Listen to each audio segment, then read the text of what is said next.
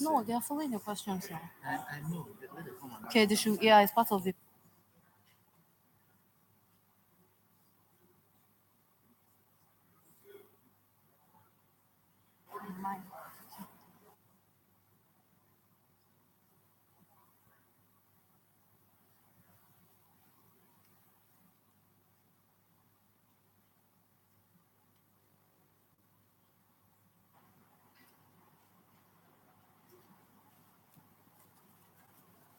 It's a little.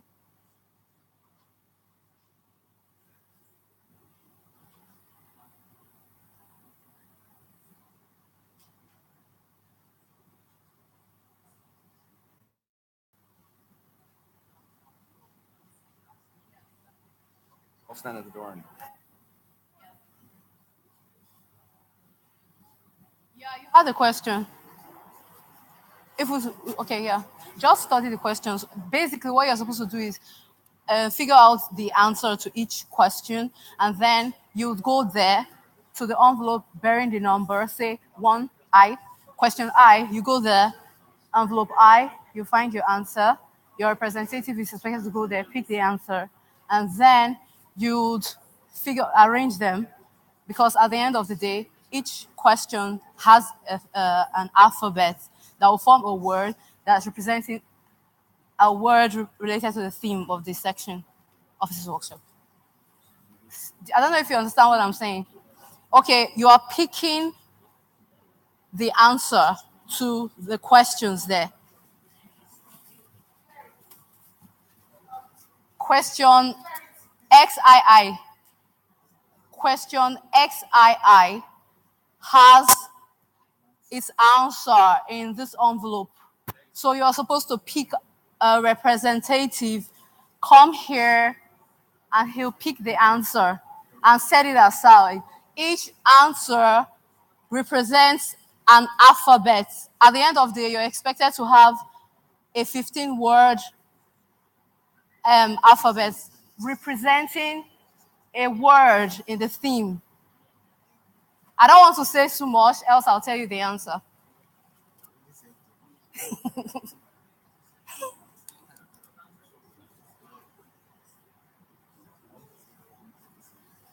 No, I'm not saying anything. Thank you. And wait, I wanted to get something. You were saying what?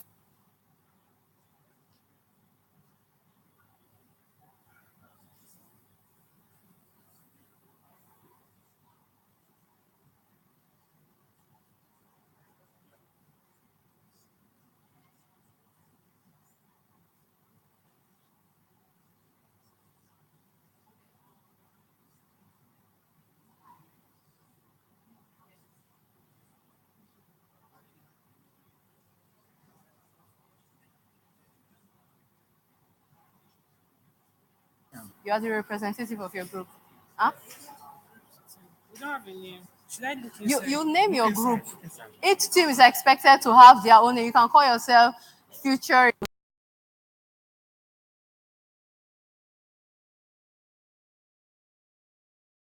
Anything. Yeah. Can I take it off? Okay. I want to know when the speaker is working. Yeah, no. Because as I'm talking, I'm sure everybody's hearing you. So in case you want to see the answer to somebody, this is very loud. Anything you're saying, we're here. Just even if Okay, it's I written, understand. you understand? So Yeah. in case you want the answer, I can just take it off and say the answer. I'm not going to say answer. We had to mute it when you were talking to somebody. So that You heard the answer. No, we had to mute it. Actually, we Okay, didn't. it's too Everybody loud. would have heard Oh, everything. and that's why you're here. Good.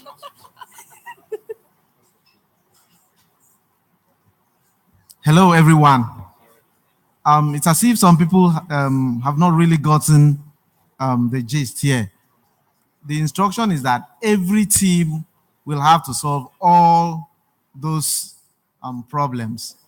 And for every problem you solve, if you're solving problem I, there's an envelope here, I, and you come, your answer should be in that envelope. So you go and search through the envelope and pick your answer. Once you've found your answer, there's an alphabet attached to that answer. So you keep it aside until you finished the 15 challenge that you're tackling. Once you're done with the 15, then you start thinking the next phase, which is to assemble your alphabet to bring out that word we're looking for. So you have to solve all the problems there. And please don't forget to give your team a name, any name you want to give your team.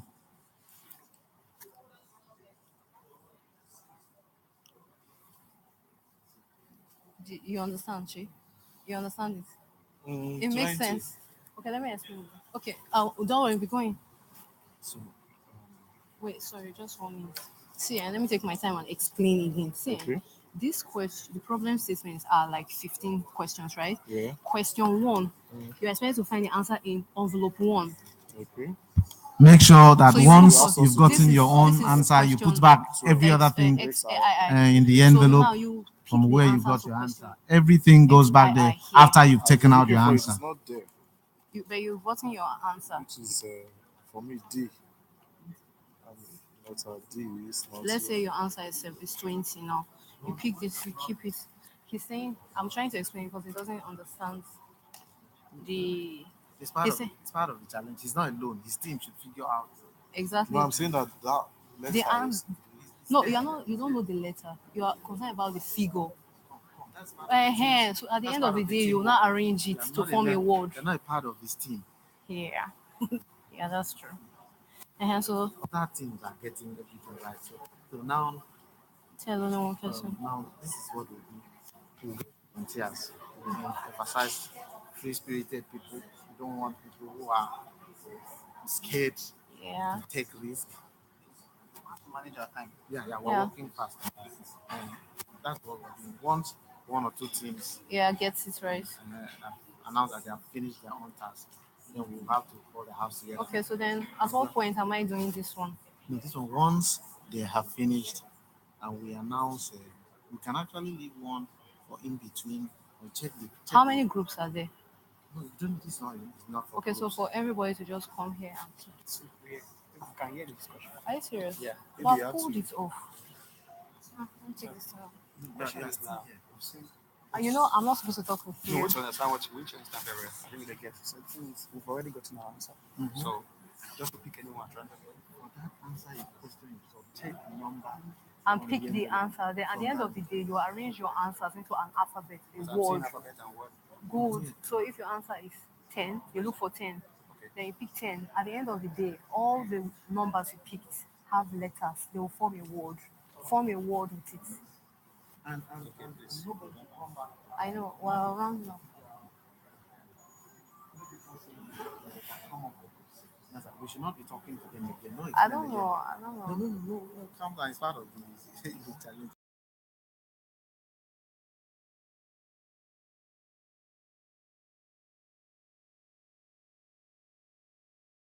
Come. Let's go out. We have someone who will be talking. Okay, after the welcome, the next one will be leadership influence. We leave him to finish.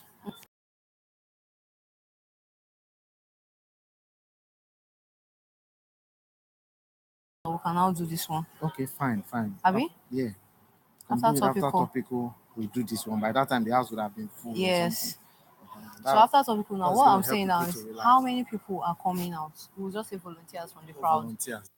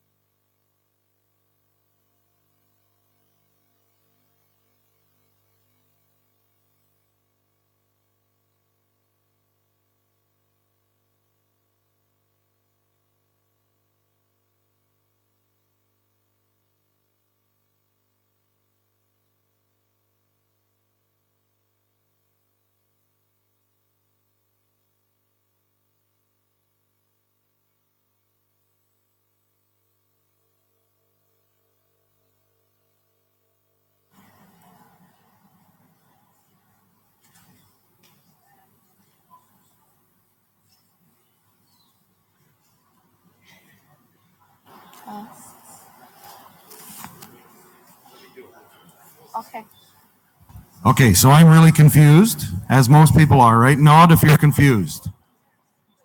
Lorna is not confused, and she will tell us exactly what to do. Are you ready? Yeah, thank you very much. So I'll go by again. You have a problem statement with you. You're expected to find the answers. When you find the answers, just proceed to the stage and go to the envelope bearing the question. Say question 1, you go to envelope 1 and find the answer. When you find the answer, you find all the answers, you keep them aside. Each of your numbers are attached to letters. Those letters are expected to form a word, and that word is related to the theme of this conference. Easy as ABC. So basically, do all the questions, and then she can help you as you go. Exactly. I'm here to serve. I make you laugh. This is for the team to collaborate. They're actually doing things.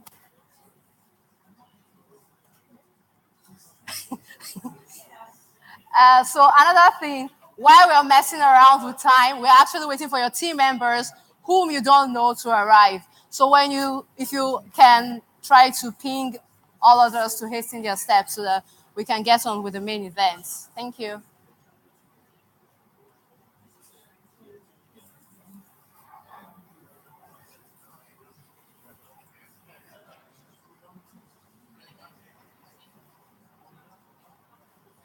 So again, so question 2, if they're finished it, the answer, let's say, is 4. So they come up and look at envelope II, Yeah. right? And then the 4 will The- indicate, The 4 will be inside the envelope. Okay. Yeah. but the answer they have, why does it match? How does it match? How does it match? The answer they have. Represents a letter. I just came in. Oh, we got to get you to a group. You Okay. just came in and you're lost? Both of Um, you? Okay, you make your own group. yeah, exactly. There's a new sheet. Sit somewhere about the third row, and you can get 3 or 4 people in your group. You were asking a question. You said how did they? So, do they come up and get the envelope based on the answer or the question number? Come again with that. Do they come and find the answer based on the question number Yeah, or the answer? the answer. Say the answer here is 10. Yeah, They will go to envelope 1 yeah, and find 10. and find 10. And 10 will have a letter. Okay. Oh, you just came in? More groups? Yeah. There you go. The 2 of you are a group. You can't Name leave your that. group. You can't. Oh, there's 4 of you? Okay, then 4 of you are a group. Just get. Once any team has finished, then this session will come to an end. Exactly. And they will be announced the winner. Okay, so good.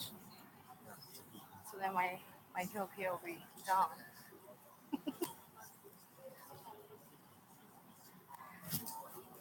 So just a quick feedback before the So nobody has been able to complete this task. Just we're expecting one. There is one. Doesn't look very Yeah, no, it does. It does. The problem is everybody's coming in one at a time, and so we have to explain it 4,000 Exactly. times. So And I wasn't sure myself. I thought you were identifying the letter with the answer. no. I would have to do it. Yeah.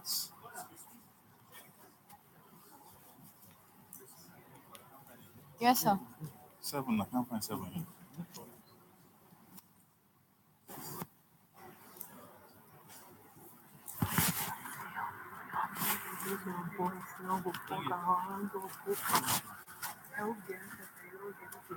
It's not there. Is there all the answers are there?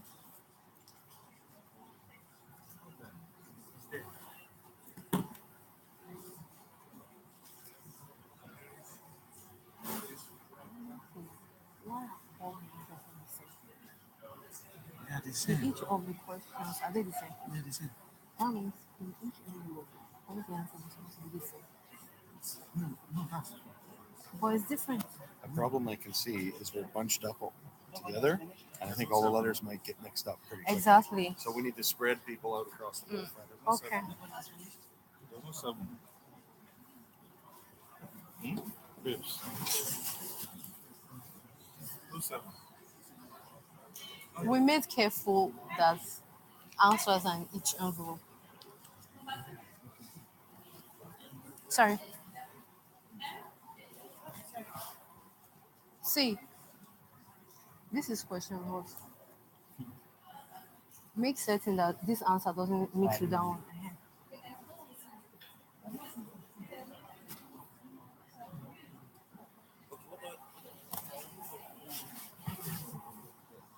See, let's be careful so we don't mix the answer So into. what do we do with this? Is 1, so that should be R. So what do I do with this? They are mixing it. That's what I'm saying. They are mixing it. They are mixing it. Who mixed it? The people, no, the participants are mixing the. We have not supposed to. We have. But that's what they are We have doing. anything happen, even if it's time. It's not the answer. Huh? We may not call out.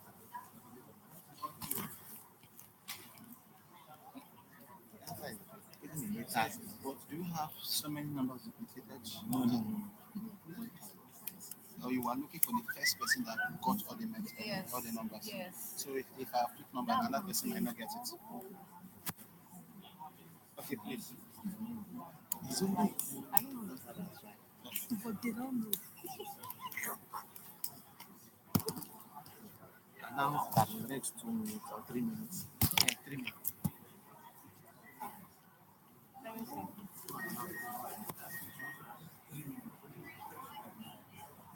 This thing is not working. Hello, everyone. We're stopping in 1, 2, 3, 4. Stop. Okay, so who got the answer? Which group got the complete answer? Please, nobody should fall my hand. Oh, I did not solve or set a wrong problem statement because nobody got it. No, okay. So the ice is broken. Everybody is now talking. Thank you. Someone got it. Who is the person that got it? Nobody got it.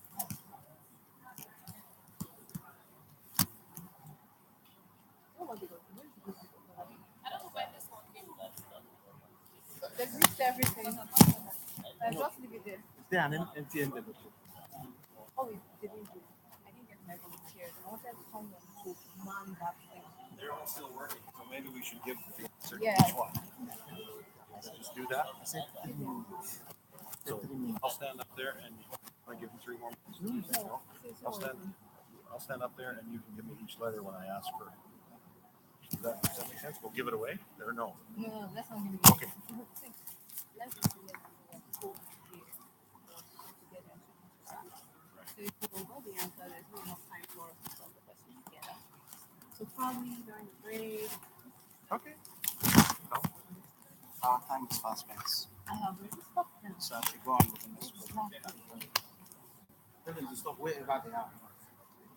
I'm moving on to the next. Good afternoon. Good afternoon. Please, can we have your attention now?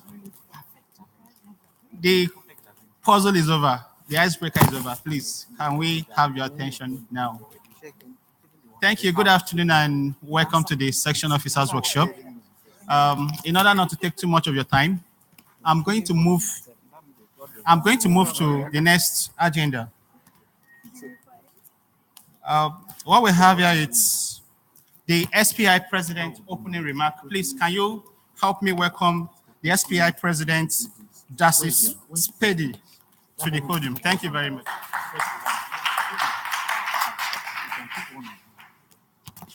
Okay, well, we had an icebreaker and we broke the ice, right?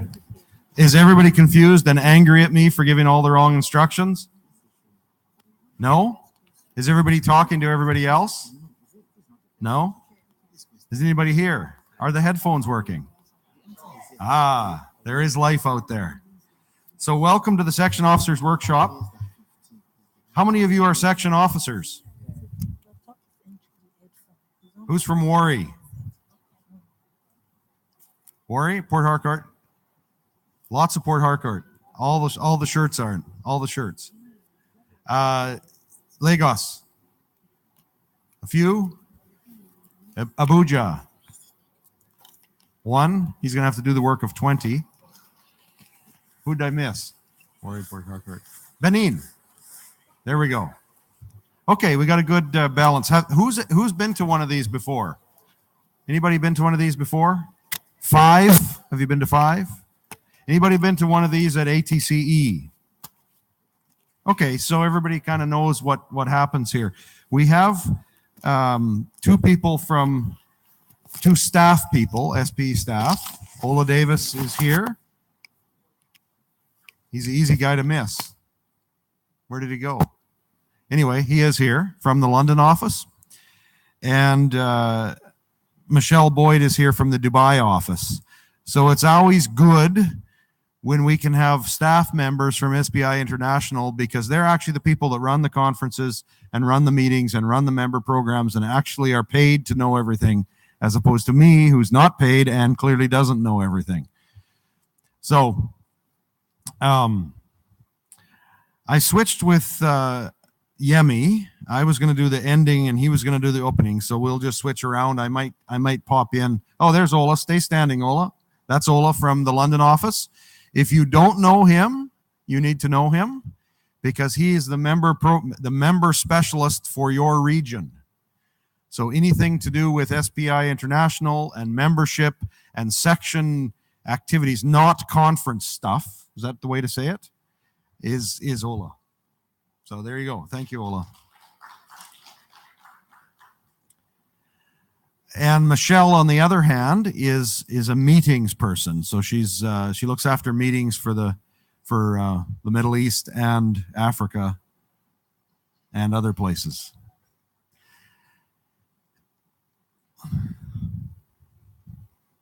I think we have a good session lined out here, and hopefully you can ask lots of questions in your breakout sessions and afterwards. And if you have questions that don't get answered during the day, please approach someone.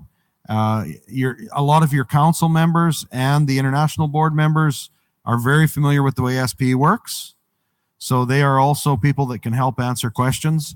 But I think I'll just go. I don't have much else to say unless somebody else wants me to say something. ATCE is in Dallas this year, the very end of September. I know a number of Petrobowl teams are going. A number of students have been sponsored by the council. Can I see a show of hands of who might be going to Dallas? We have a few in the room, 5 or 10 of us that are here, and I know there's a lot more that aren't here. So ATC is our key event for the year, and there's lots of activities. Anybody else get to regional conferences around here? The HSE in Abu Dhabi, or anything in the Middle East, Middle East Oil Show in Bahrain? Anybody get some? Okay, we need to work on that. We need to have more activities from an SPI point of view in Africa. Who's been to a workshop like the one over in Ghana? When was the last workshop? Okay, when was the last workshop we had here in Nigeria? A long time. We need to talk about workshops. What's relevant? Maybe artificial lift, maybe downhole issues, maybe drilling issues. I don't know what's relevant, but we need to try and get a workshop together. I think that would make sense. Okay, welcome. Thank you for coming. I think we have a lot of good content. So at this point, I will say thank you and sit down.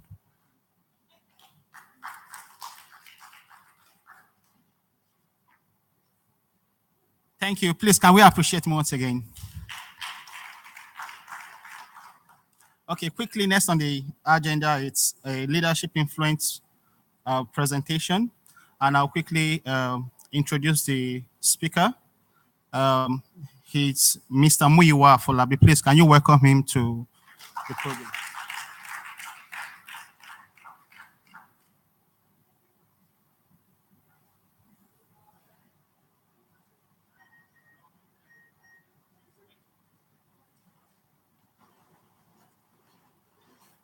Okay. Good afternoon, ladies and gentlemen. Good afternoon, ladies and gentlemen.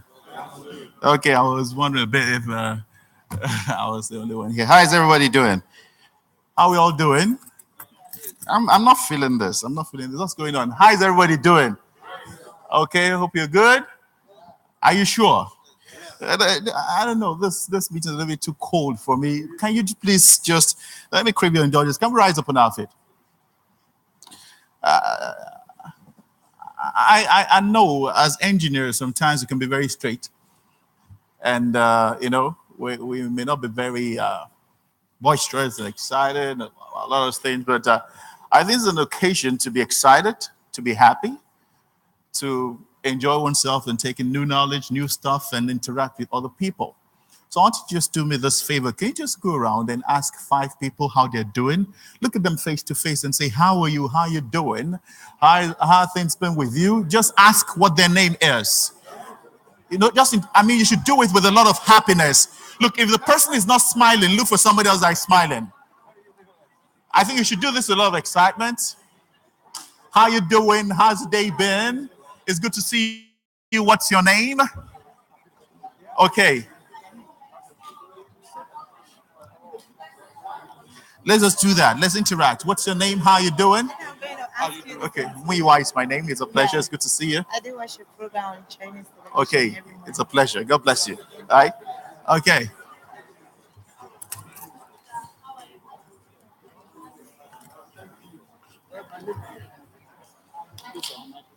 Okay. How are you? It's a pleasure. It's good to see you. Okay. Thank you. You're very welcome. Okay, let's take answers. Thank you very much. Put your hands together for yourselves. Let's get excited. All right. Okay, thank you for having me here this afternoon. My name is Muyiwa Afolabi. I'm a management consultant. I'm a business and career coach, essentially.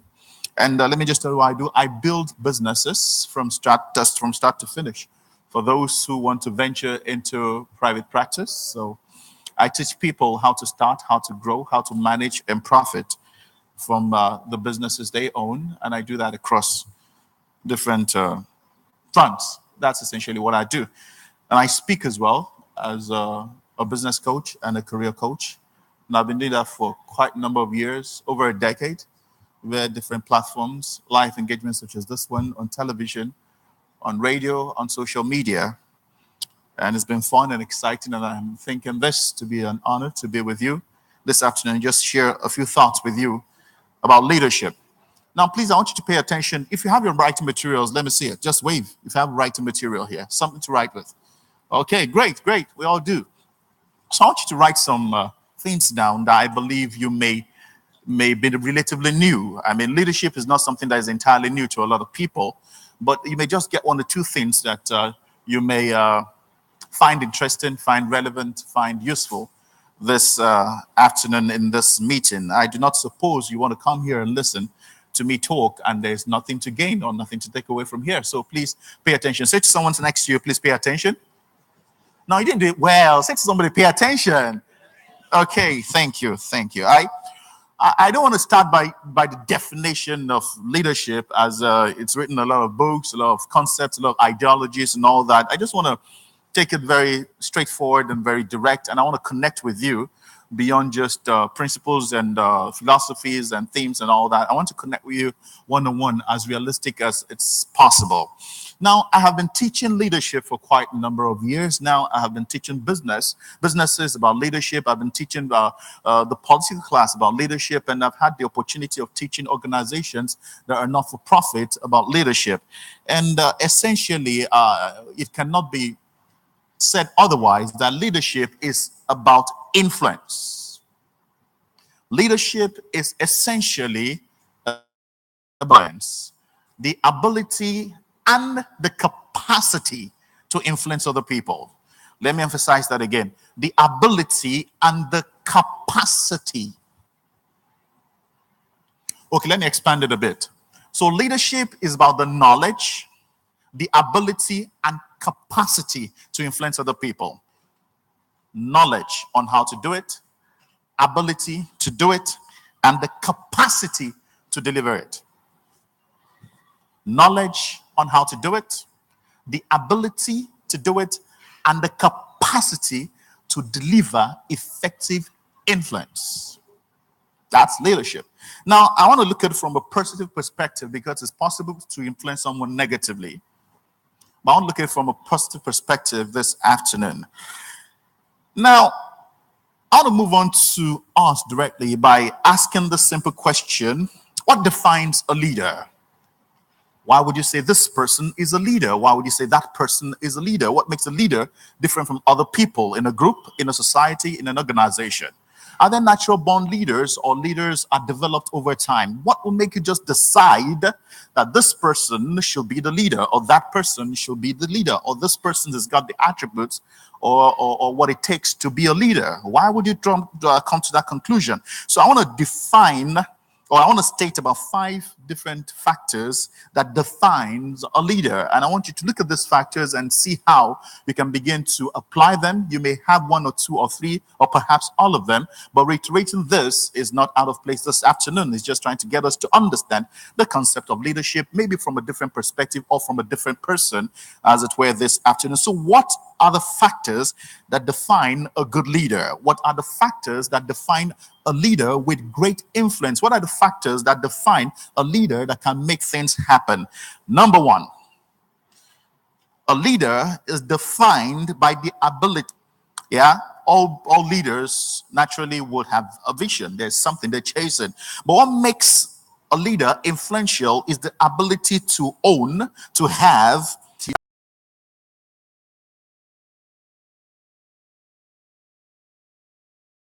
influence anyone. The person you intend to influence must see in you and in your vision something that is of interest to him or her. Now, it is difficult or almost impossible for you to influence someone that does not see himself or herself in your vision.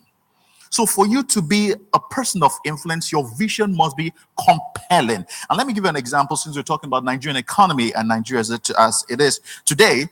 Because of the way we are in this country in terms of our socioeconomic status, a compelling vision will be such that will address the basic needs of a lot of Nigerians. And we're talking about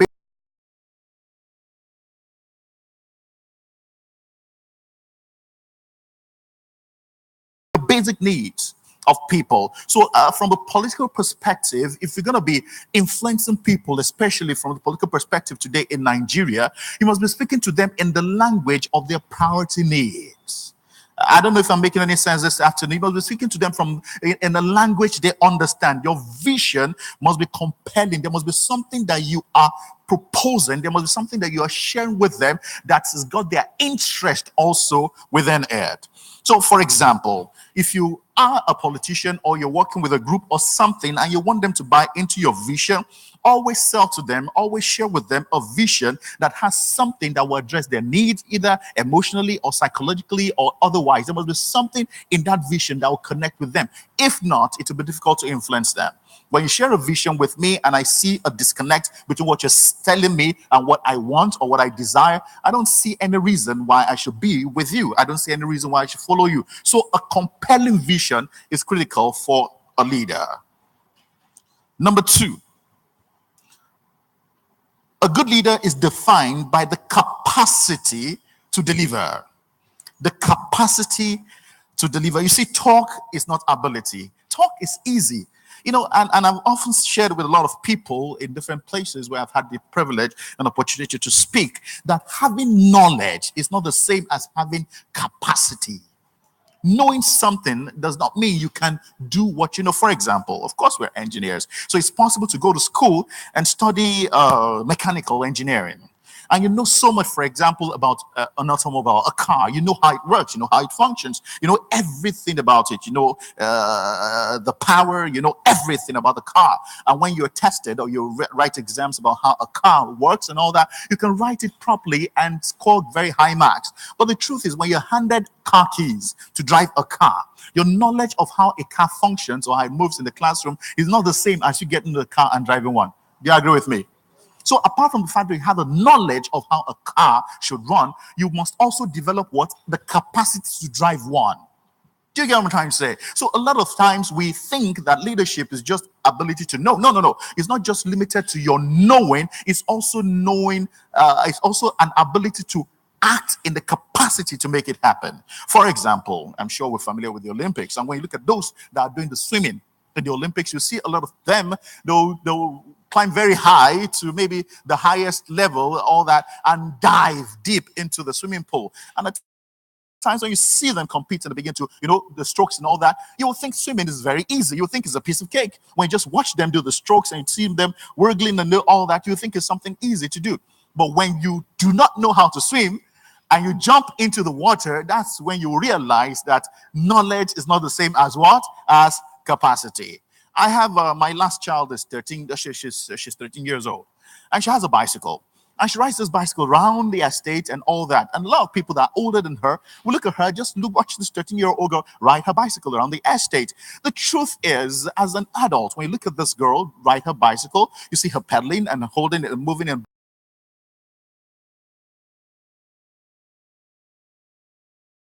how to ride a bicycle. Just seeing this girl ride one, if you decide to mount a bicycle and ride as well, the tendency is this: you will what? You will fall. Because watching someone ride a bicycle and seeing how simple it is to ride a bicycle does not mean you have what? The capacity or the ability to ride one. So a great leader is not just a leader with knowledge, it's also a leader with what? Capacity to what? Deliver. Number 3, what defines a great leader?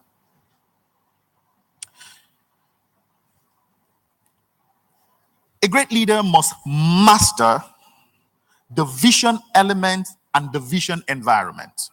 The vision element and the vision environment. The first thing I said was that a good leader or a great leader must have what? A compelling vision. But every vision has got where it works and how it works. It is not one size fits all. It's supposed to be such that can be adaptable to different people and different scenarios. That's what makes a great leader. You must be able to do what? To understand the elements that influence and affect and define your vision. And secondly, you must also be able to do what? Master the environment where you want to propagate that particular vision. For example, I can tell you this, in the same Nigeria, if you got a vision to get activated in a place like Lagos, I promise you, your approach is going to be different if you want to get activated in a place like Abuja. And I tell you to be different if you want to get activated in Port Harcourt. Why?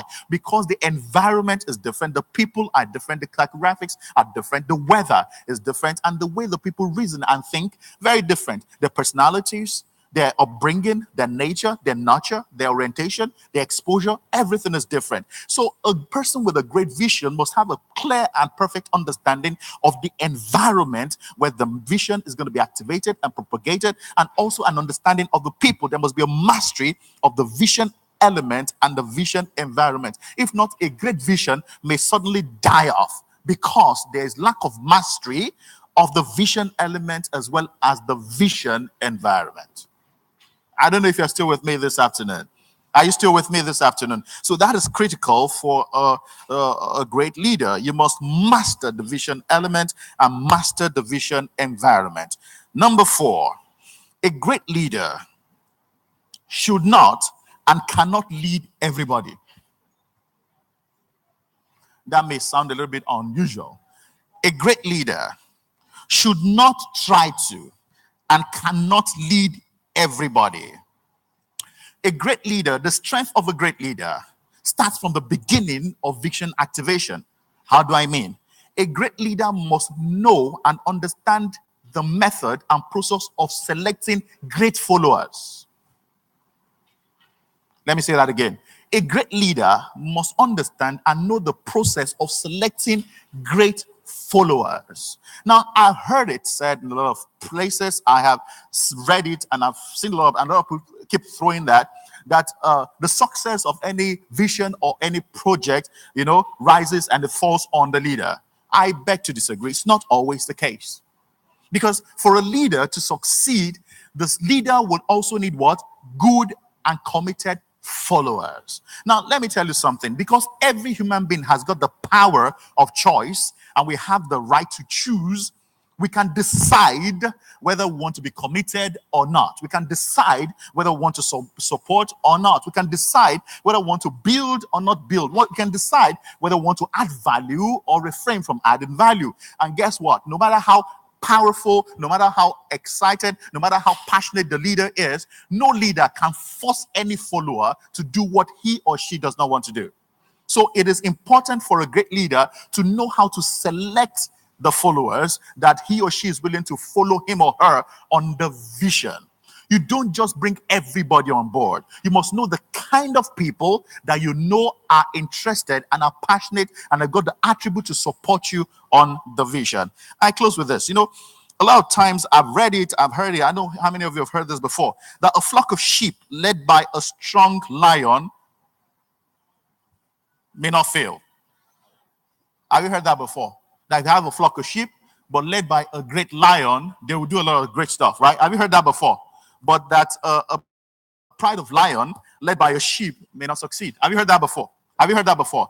Now, let's think about it critically and let's be realistic, because there are times when I think the concept and the responsibility of leadership to an extent is exaggerated. You see, it is impossible for the leader to have the capacity to do everything.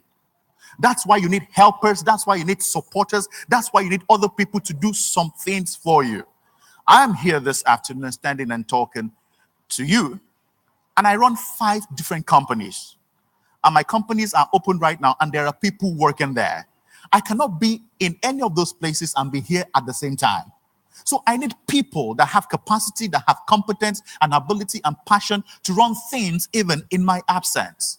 So no matter how great I am as a lion and how strong I am as a leader, and my passion and my vision is so strong, if I have weak people running those things that I have, but I'm not present there to look over or look at or monitor myself, it will collapse.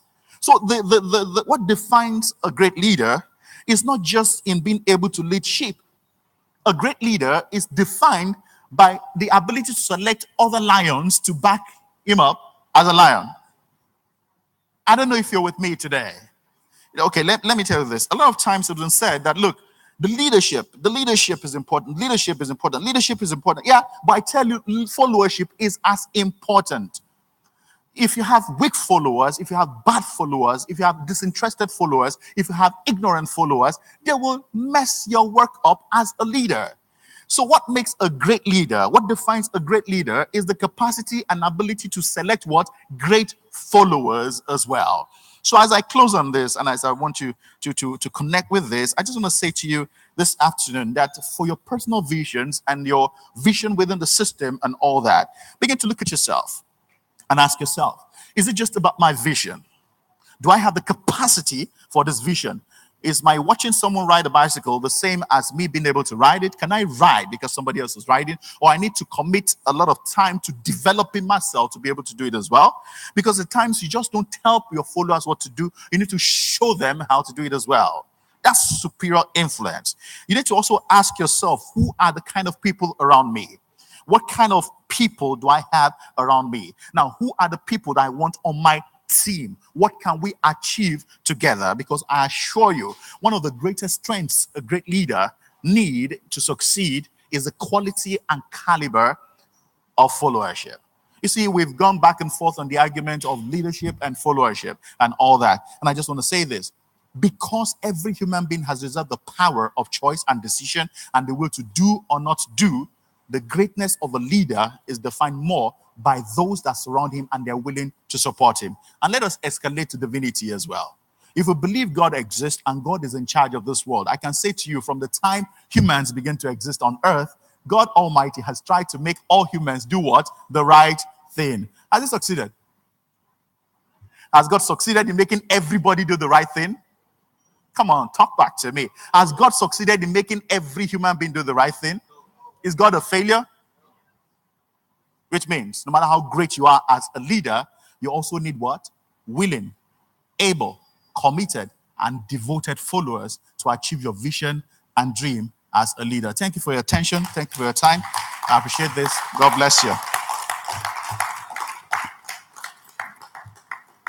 Okay, I'm done. Thank you. Sorry?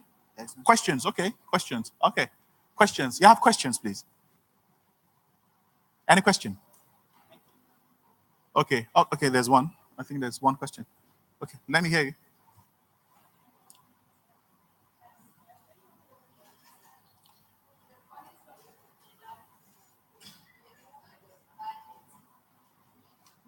One of the elements that define a good leader is the ability to select a good team. Yeah.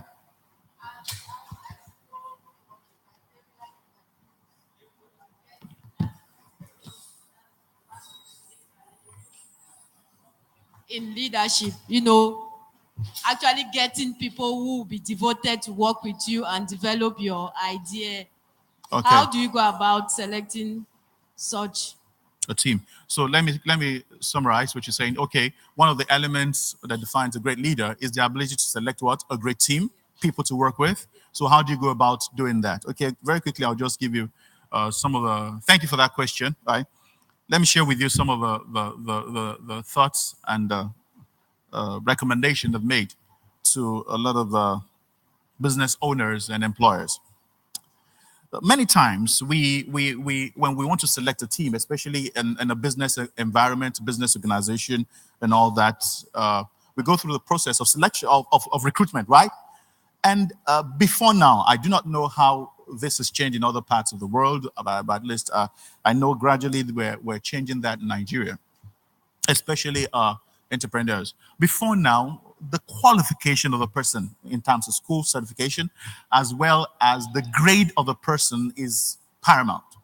So when you want to employ or you want to recruit, the first thing you look at before now, is, okay, what school did you graduate from, right?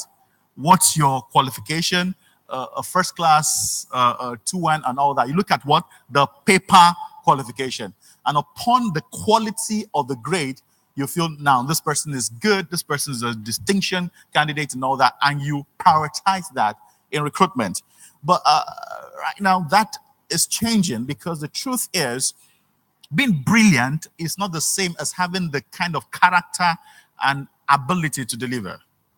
And in the workplace now, there is a lot of dynamism and frequency of change in knowledge. New knowledge is nearly every new day, every single day.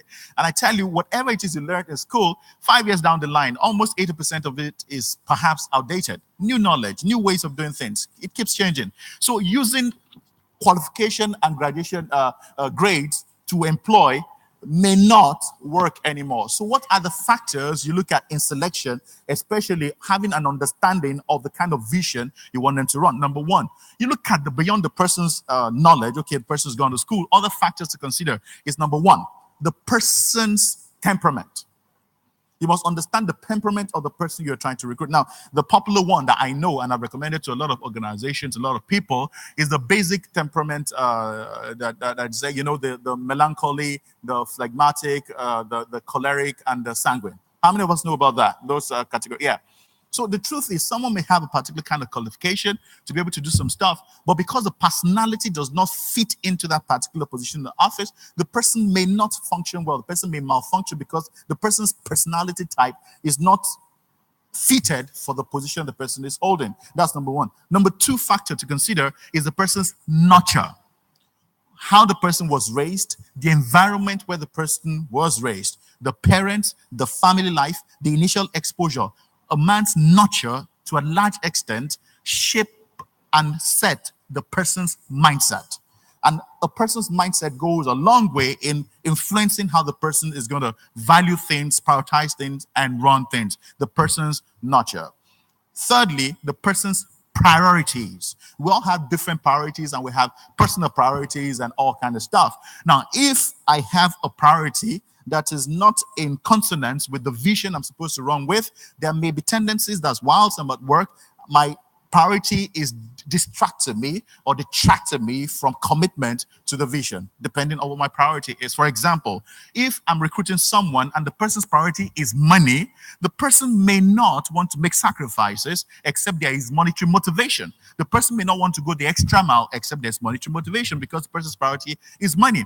However, if the person's priority is the ability or the opportunity to contribute, add value, invent, create things, the difference over there. So priority is important. Then also, finally, the person's experiences, the kind of experiences the person is exposed to, not just at home, but in life generally. Some people are not very trusting based on their experiences. Some people are not very aggressive when it comes to work things because of their experiences. Some people are not courageous based on their experiences. So experiences in life also go a long way in influencing the way people make decisions and all that. Now, if you have a vision and you're looking for people that will be strong pillars and supporters of your vision, you won't just look at what they qualified with or how brilliant they are. You look at what their nature, you look at what their nurture, you look at what their priorities, and finally, their experiences. All that you bring to bear. And the way you're going to structure the interview process must such that will put into cognizance all these factors. So in your interaction, as well as the things they are writing and the exams they're going to write and all the things they're going to do to get employed, those things, at least minimum of those 4 things, must be considered alongside the paper qualification. And that's how to select a great team for yourself. Right? Okay, now... Okay, now the questions are popping. Okay. I just had one question. 1, 2, 3, 4, 5, 6, 7, 8, 9. Wow. 10. What do we do? See, do you know what? See, I have another meeting. So, do you know what? Can we just do this very quickly? Because let's just add value here. I'm so sorry. Okay. Yeah. So let's take it. I'll just answer my rest because I'm sorry. I thought it was only one question. That's why I took my time to elaborate. But if the questions are now I know I'll just answer very, very quickly and all that. Please. Okay. So where do we take it from? It's a clarification I need because please go ahead, sir. In my experience, yes, sir. The best teams I've had, yes, sir, are teams that I have built. That you have built together with them, not selecting good people. Yeah. Primarily because when you talk about selecting good people, yeah, you prejudge the ability of the people that are considered in your organization as not good, yeah, for them to join your team. Mm. And in many cases, I found out that prejudgment of good people versus not good people is, judgmental based on the kind of characteristics of managers who've managed them in the past. Mm. Some of the best people I've ever had are those that have been dropped aside, ignored, and told that the organization treated them as if, look, these people are of no use. And I found it quite surprising that when you actually start working with those people and building a vision together, they can sometimes be the best people that you've ever had as members of the team.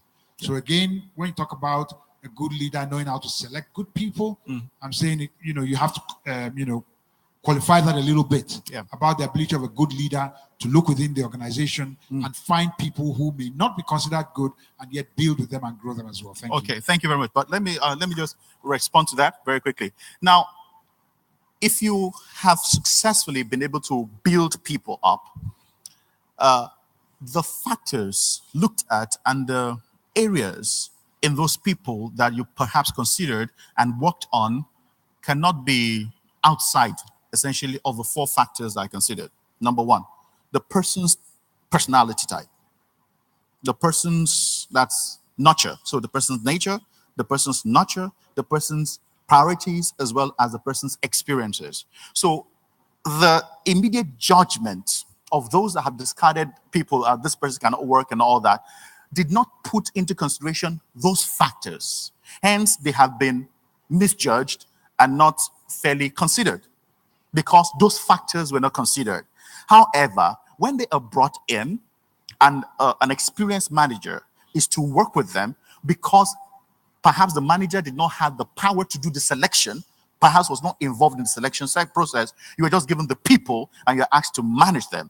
Essentially, you will look beyond the paper qualification and begin to interact and deal with them on a one-on-one basis and begin to see their strengths, their weaknesses, and see where they best fit and how they can add value. Because the truth is, in everybody, there are strengths and there are weaknesses. So to be able to build a team is about considering the person's personality type, the person's nature, the person's nurture, the person's priorities, and all that, and working on those areas that are not the core of function, that are the soft skills, and being able to transform it. However, there are some factors in people that when you don't use it from the very beginning to put them in the right place, over the years, they will struggle to be what people say they should be. They'll never become themselves. For example, let me use this illustration. No matter how well a bird can swim, a bird cannot outswim a fish.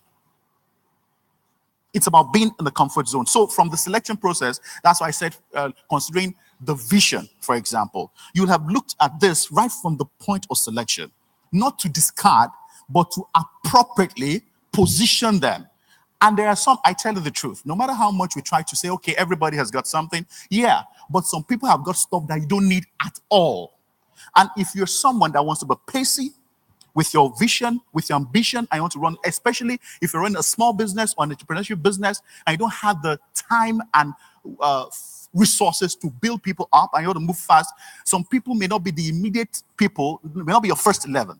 So you look at people that can work with you, that are nimble, that are sharp, that can move with very quickly. Then those other ones that are a little bit slow, you can subsequently begin to consider them. So right from the recruitment process, those things also must be considered. And that's why it's easy to build them subsequently, because you already saw that from the process of selection. Thank you. Okay. Okay. Yes, sir. Maybe we should go from front to back. Okay. Please, can I change an item on Oh. my slide? Question and answer section in this I want to change an program. item This on my event slide. has a question and answer section. So we'll take that, all questions then. And I'm sure Can I if do he's this not by there, myself? we'll have some people who can answer. Okay. You know what you're going to do for me, right? Perhaps you just write down my Twitter handle and tweet at me. Today, I'll take all the questions on my handle today at Frankly Afolabi. That's my handle. Okay. You know what? My website, www.muiwaafolabi.com. My Twitter, my Instagram, my Facebook, all my social media handles are there. So, but send it to me on Twitter. I'm most of the time on Twitter, so I can respond to them. So it's www.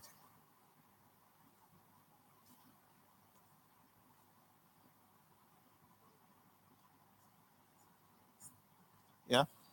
So that's it. Thank you very much. Thank you very much for your attention. Thanks for the so many questions, right? But I promise throughout today I'll respond to questions and all that. Right? Sorry, I want to ask, how many people have heard me on radio before? Radio program? Okay. On TV? Okay, great. So you could just, from my website, just follow me on social media and we can talk. Just mention this event and we'll talk. Thank you so much for your time. I appreciate this. Have a great day. Enjoy the rest of the program. Okay. Thank you. Please, can we appreciate him once again? Okay. Since we're still on leadership, I want to quickly announce a strategic leadership workshop, a 3-day course that is happening in Dubai from the 5th to the 7th of November 2018, and again 25th to 27th of March 2019. Tribe by Windham, Dubai, UAE. So you can check the first page of the booklet in your registration bag, and you'll get more information about this strategic leadership course. Thank you very much. I'm sure we took home some vital points, which we can apply in our various leadership lives, and get better results. Okay, quickly, we're moving on. I want to invite the next speaker or the next presenter. He's one of our own. He's one of us, and he will be speaking on one of the topical discussions, and the title is Funding Section Programs, Opportunities, Challenges, and Solution, which is the title for this section of Officers Workshop. Please, can you join me? Welcome Mr. Etabo. Thank you.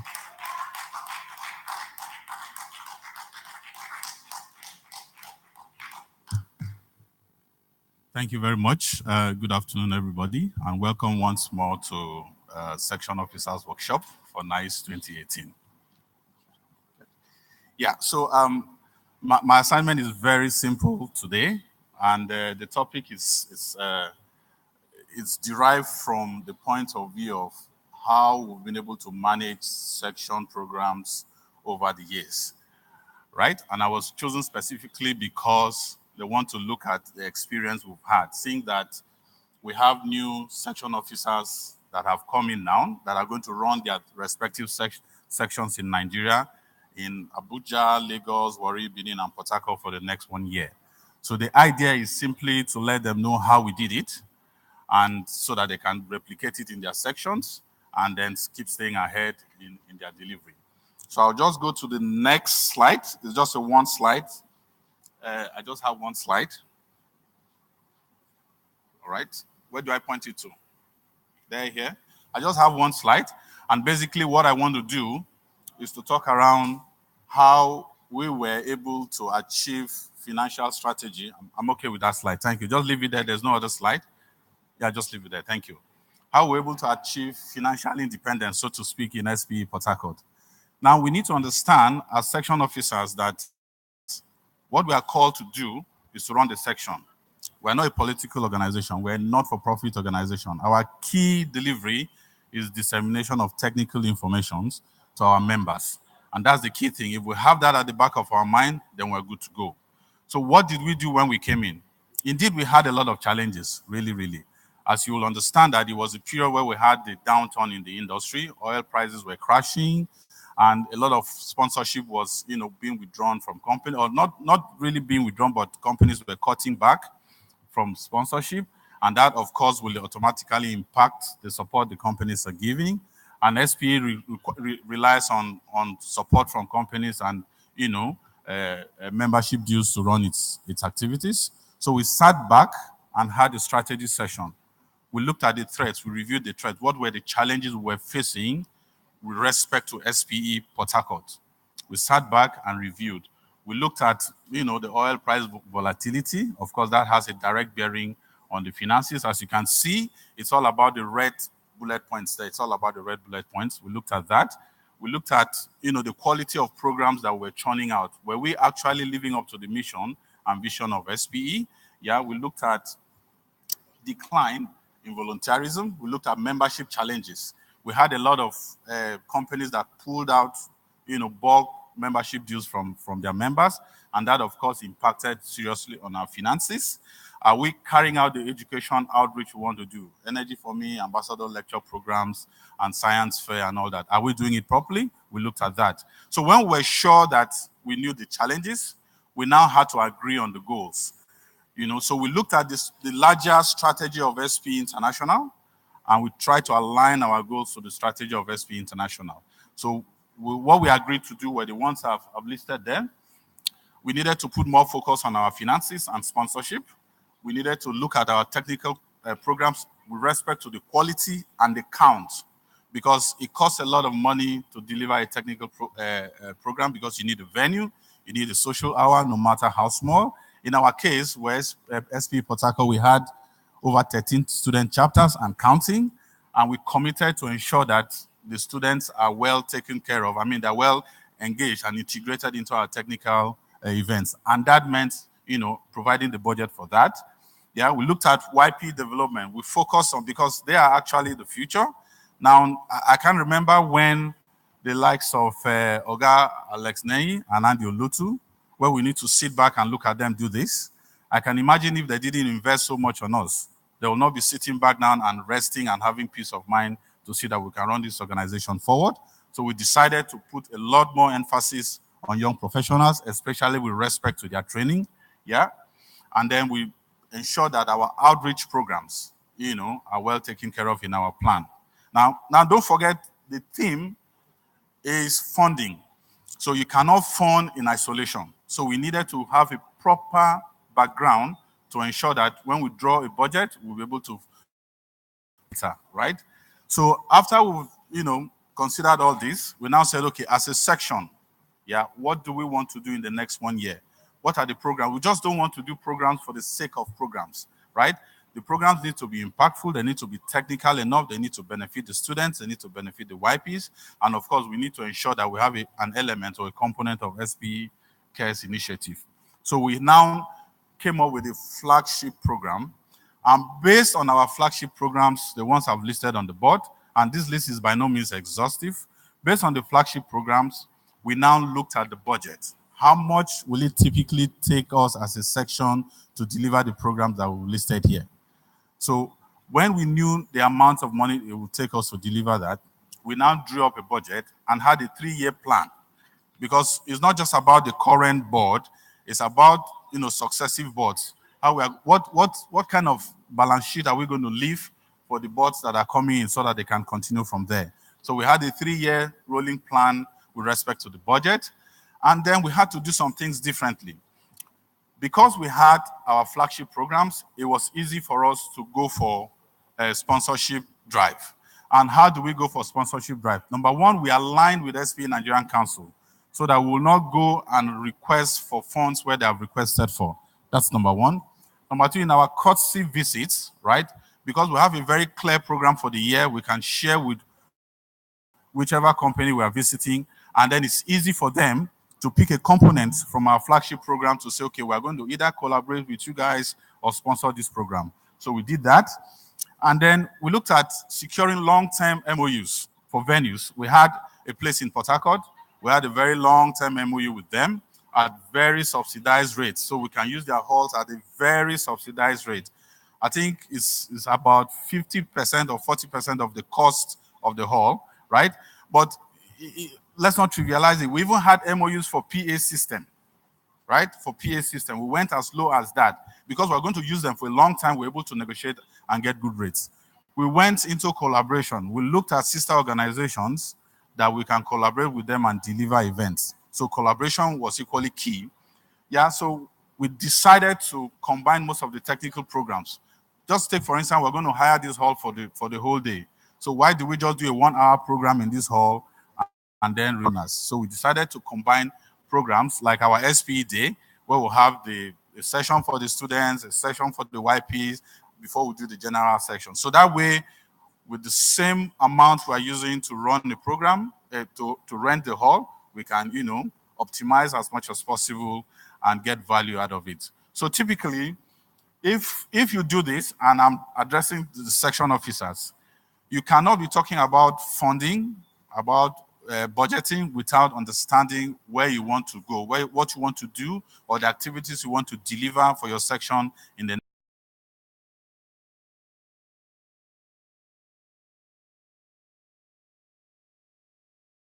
It's going to help the incoming board to say, where are we now and where do we want to go? And that way you'll be able to calibrate the amount of money you need and then put a cost element to each of the program you want to do.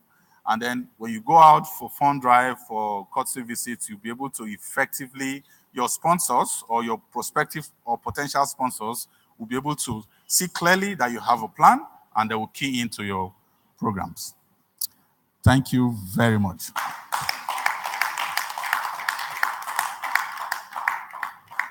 Yeah, so I hope I was within time. So I'll take questions, 1 or 2, and then I'll leave.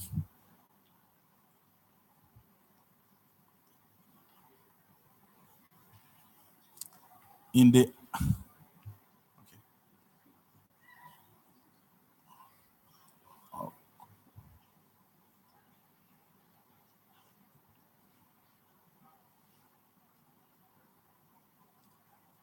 Good afternoon, all.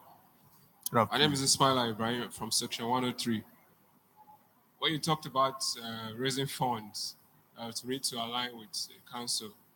So, for example, if Section A is asking for funds from, say, Company A, and the council is also asking for funds from Company A, does it mean the section should stop doing that or something? Okay, so over the years, we've had a situation whereby we go to the same company. So Nigerian Council will visit a company and make demands, and then a section will go and make the same demands.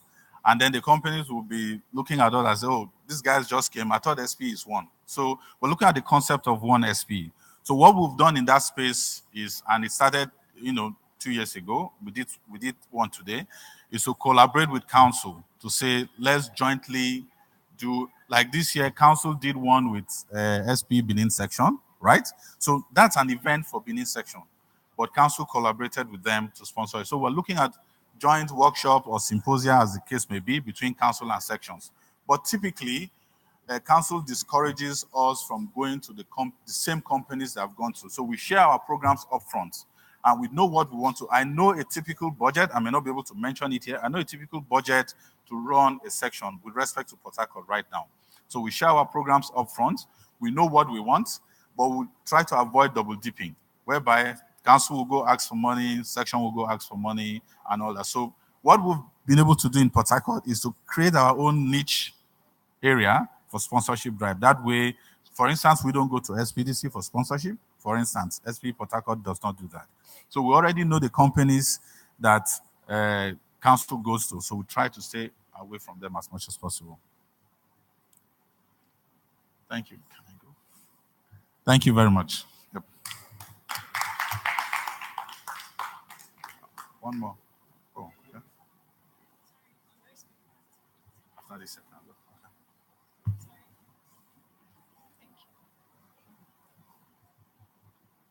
Good afternoon, everybody. Nice presentation, Mr. Eta. My name is Monode from Port Harcourt section. Now, I wanted to emphasize on the ALP slide. I think we should upgrade it to meet modern reality in the industry. That's one.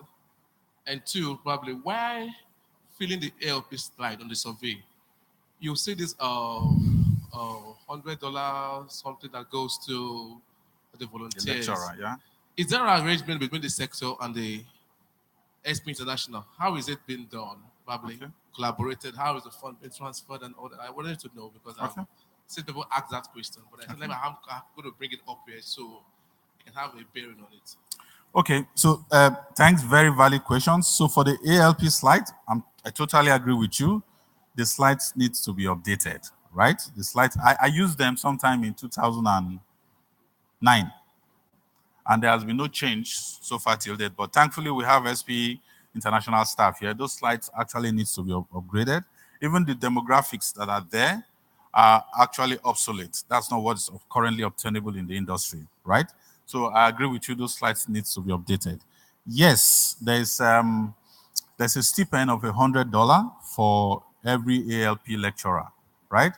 And what I know for sure sections do is the YP chair collates this and sends to SP International, who in turn reimburse, to avoid reimbursing to everybody. But I'm not quite sure how that is working at the moment. But yes, there's $100 stipend. $100 is not enough to pay your transport from Port Harcourt to Oka and pay your hotel accommodation, do ALP, because you cannot come back the same day because of HSC considerations. Pay your hotel accommodation, do your ALP with the students, have an interactive session with them and come back. It's not, but it's just a token, right? Maybe SPI will look at increasing it, I don't know. But I'm sure when Ola is talking to us about funding, he'll be able to highlight most of those issues. Be able to throw more lights to those challenges, right? Thank you very much. Yep. I have to go. Please, can we give a resounding applause for Eta Agbo? With a deep sense of appreciation, we say thank you to you for an excellent coverage of the theme of the workshop, funding section programs, opportunities, challenges, and solutions. It is now time we move out to the breakout section, and this will be conducted by the African Regional Specialist, Ola Davis. You have our attention.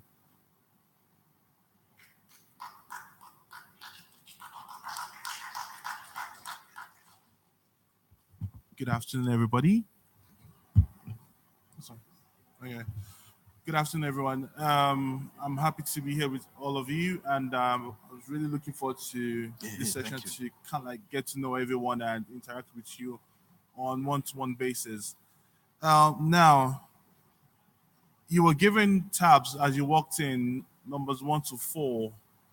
So if you have tab 1, that means you belong to group 1 at the back there. If you have tab 2, you belong to group 2 table back behind you, 3 and 4, and so and so.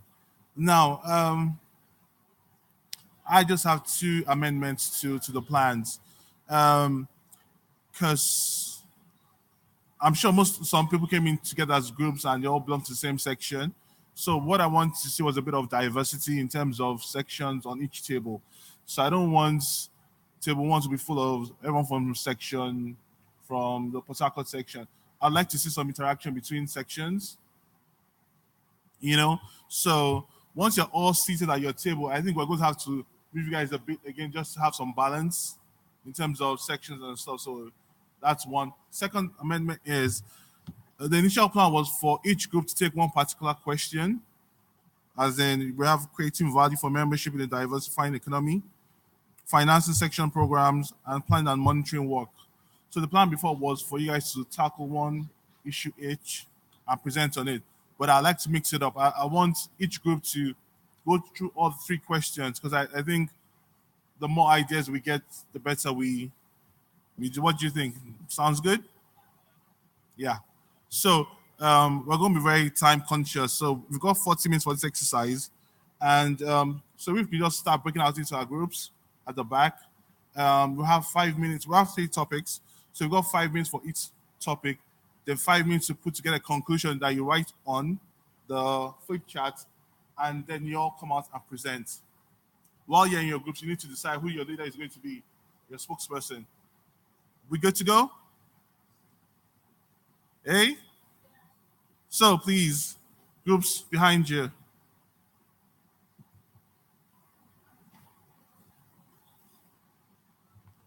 And I'll be going around from table to table as you guys are discussing to just hear what you have to say and hear your opinions and thoughts.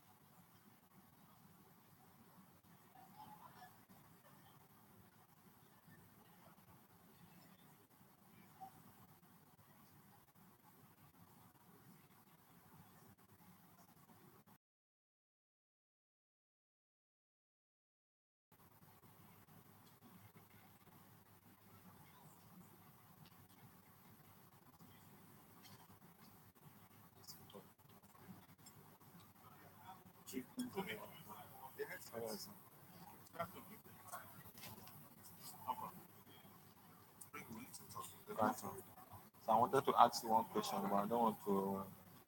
I wanted to find out if I leave my section, to go to another student to help them raise funds. Is it an option? Because I did that, they gave me query in my section. Dr. Joe, you were there now when they were quarreling me.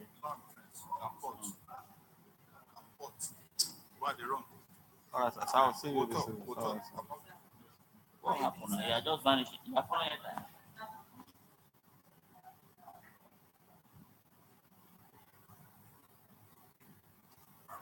fine. See now 15 minutes now again. My slide at 22. As a section, how would you create value? So let's say you have your members, right? Let's go with Posaka section because you guys are like the largest here. So how do you create value for your members? How do you keep them to keep on being members of the section and not disappear? How do you make it what they're while to be members? Ideas of engaging your members, membership retention, that's what we're looking for here.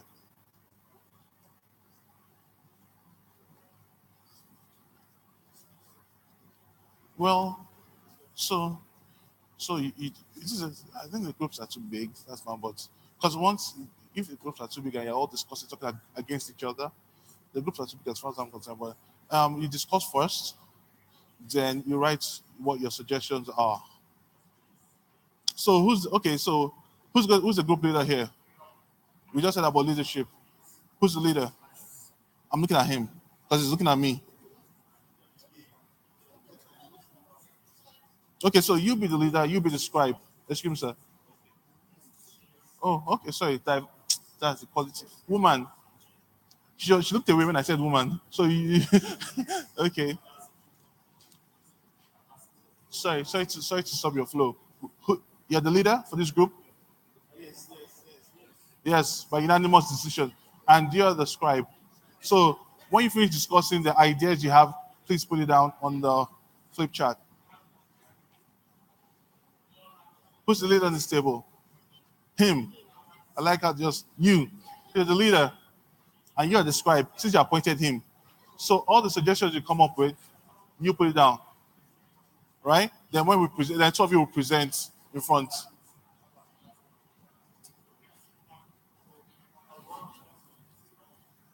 Sorry,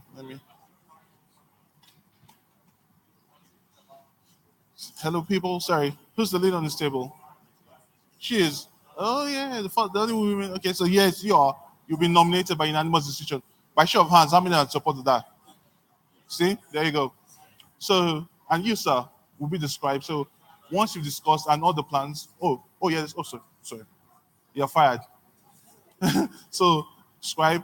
So you put down all the suggestions and you come up and present together. Okay. Sorry, sir. You're just here posing. You need to. Because when I come around, I'm going to ask for your own suggestions. Yeah, all 3 topics. I want one suggestion for each topic. So the more ideas we have, the better.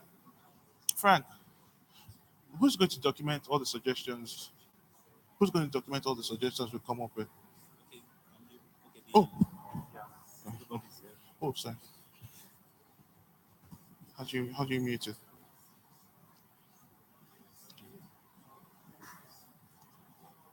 Who's going to come up with? It's gone off, right?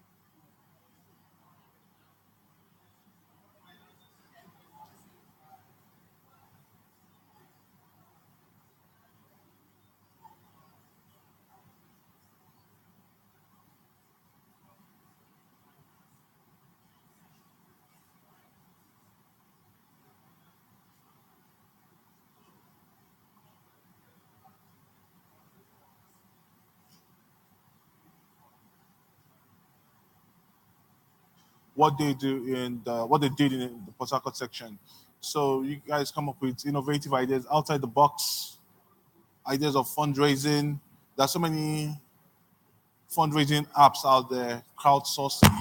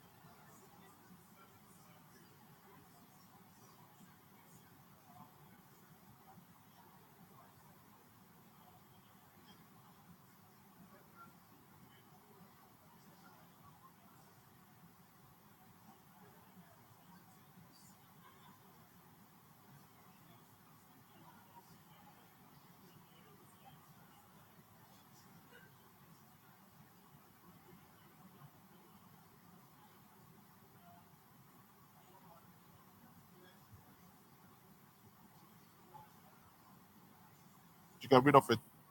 Okay, so we need 3 people in front, 1 presenter and 2 holders.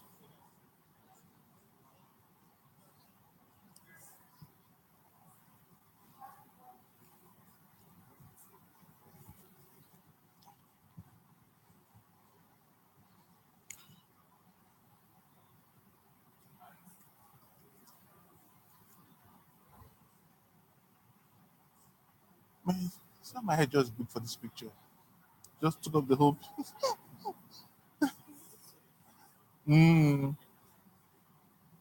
What way? I look fresh. I look hungry. It's Nigerian son.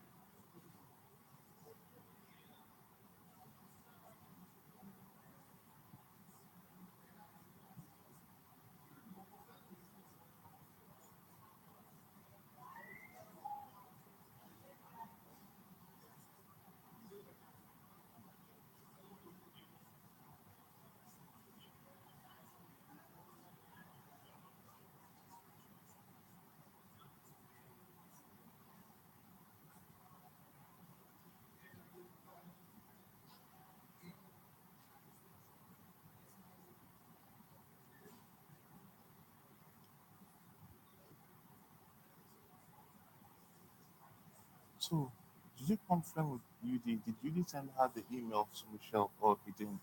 Did you ask him?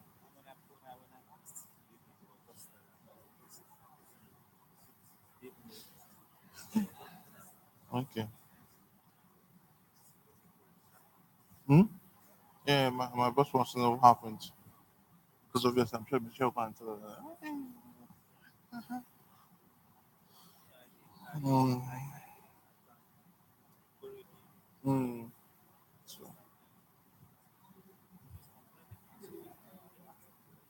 mm.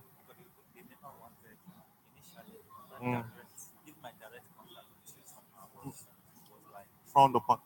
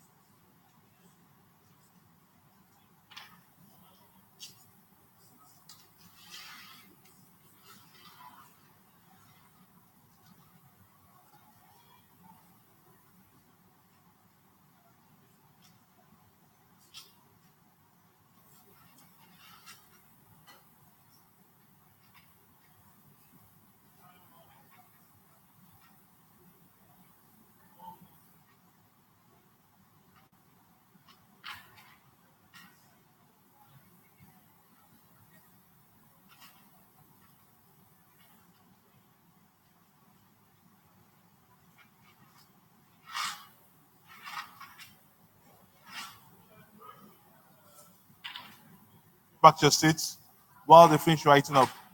Can you all move back to your seats? Thank you.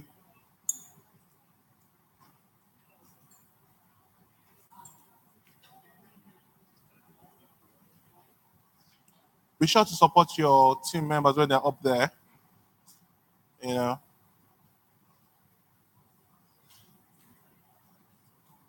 Oh, sorry.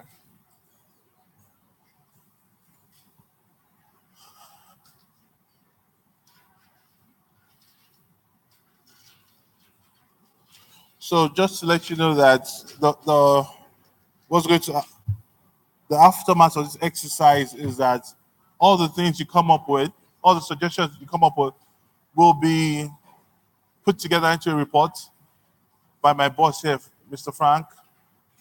You know, he'll collate all your ideas and suggestions, and he'll put it into his own final reports, and which will then be escalated upwards. So don't think you guys are just writing for, you know, just for the fun of it. Hopefully we'll see some action come from it.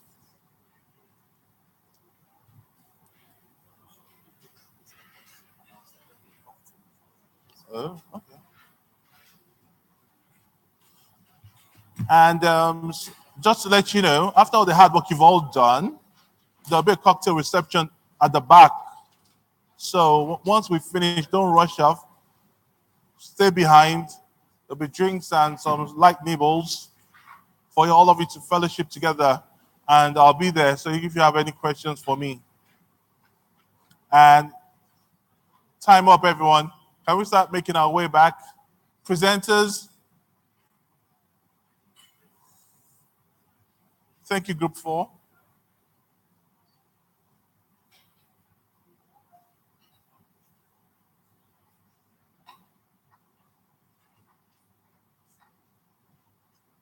I can see some groups, they've used like 3-4 pages. So we're in for a treat. I'm really looking forward to your ideas and stuff.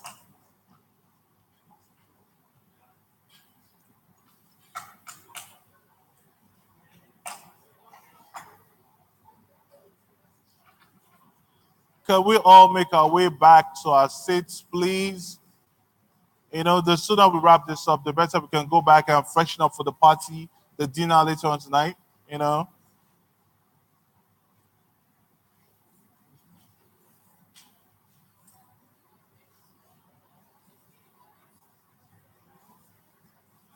Thank you, group. What group is it? 1? Thank you, group 1 and 4. Group 2 and 3, we're waiting on you. Time is money. Yes.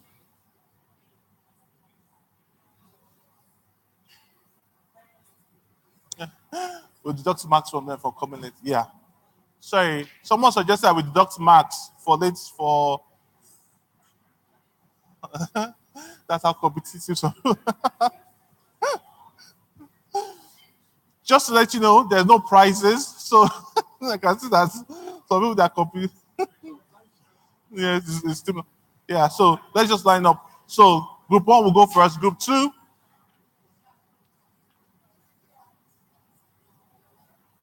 Can we all please take our seats, please?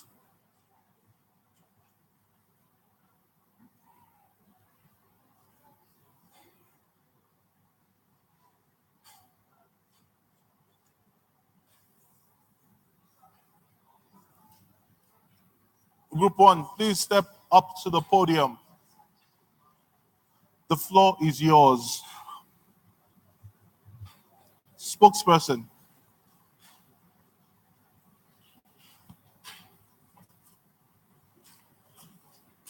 Frank. No, put it down here. No. She needs to be Frank. I'm going to take questions. I'm going to if you have questions for them. But that will just take things longer. Okay, we'll leave it till then. Okay, cool. All right. So please note that after each presentation, so once group 1 is done, group 2 will come up. We'll take questions later on towards the end of the program, doing Q&A. So you might be required to come back as your spokesperson. Are we good to go? You have 5 minutes. Do you need up to 5 minutes? You don't have to use up all the whole 5 minutes. So, group one, the floor is yours. Good afternoon, everyone. Yeah. So presenting for Group 1, Mistura. After deliberating and talking about these topics, we noted points that would. The first is creating value for members in diversifying economy. Just like the NICE team says, diversifying economy. Everyone is looking out of the oil and gas industry. How do we still create value for members still in SPE? So, did that before? Okay. So first on the list, you have to know your members. Who are you reaching out to? Are they students? Are they young professionals? Are they senior members? You have to organize events that would suit their interests. Like students in school, everyone is looking out to leave the school, join the industry. Let them know the skills they need to possess to get that dream job they want out there. For the young professionals, some of them have started their career paths. Organize soft skills trainings like petrol, those in the oil industry, and look outside the oil industry. Not everyone has that open door to get into the industry. Some are entrepreneurs, do entrepreneurial trainings. Let them know that there's a life after or outside the oil industry, even if they don't get there. Even if they studied petroleum engineering, life has to go on. So, yeah, like training, public speaking, that's to consulting, software development, Microsoft, how to write their CVs, put things in place, and get them have the edge outside there. So financing section programs, key thing we spoke about was collaboration. Collaborate with people, companies. Instead of seeking for direct funds, not everyone would put this money down. But when you let them know that, okay, if you do this for us, it's going to beat down our cost. Like organizing programs for students in schools, instead of getting an hotel where you get to pay for halls, tell them we'll use your school halls, invite other schools. This is actually cuts down your cost. Okay. Yeah, that's like support in kind. Tell them you need notebooks, pens for events. It's their branded jotters. It speaks for them when you go out there. That is actually left out that space for you to produce jotters, pens for your event. Rendering services for money. Yeah, like doing this fundraising. Okay, yeah, there was one we did in Lagos session. Run for the needy. We got people to pay to go for marathon races. We ran, that was early in the morning. People paid, like, say, 3,000 or so. So from this money, we could pay school fees for less privileged. Instead of just seeking for direct funds, we got people to pay for these activities and we got funds. We also got sponsors to boost these events.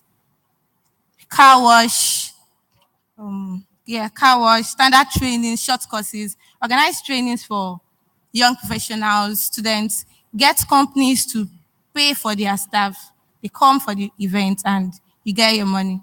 It doesn't have to be all expensive. Let it be a bit cheap so they can afford it and you get people to register for it. It still goes back to creating value for members. Use of social media, social media platforms. The world is going no one is printing, no one deals with hard copy nowadays. Just like this year is NICE, there was no brochure, nothing. We all had it on.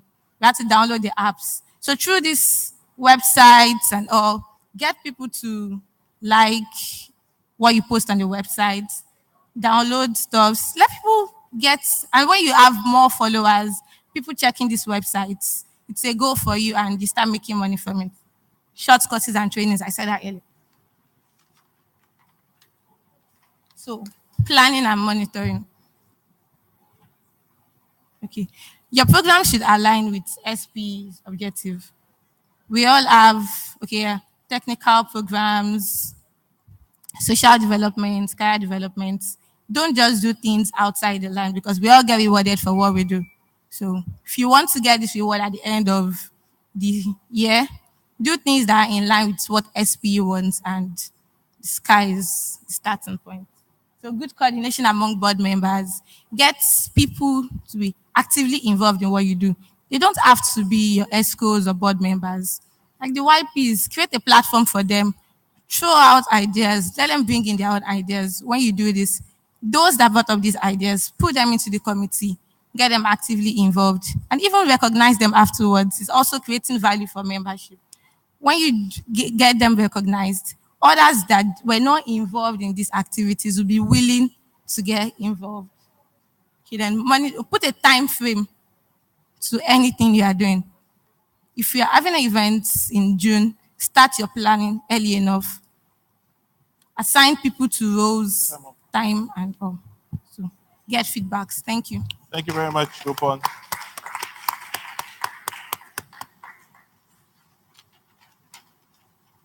Group 2, you're up next.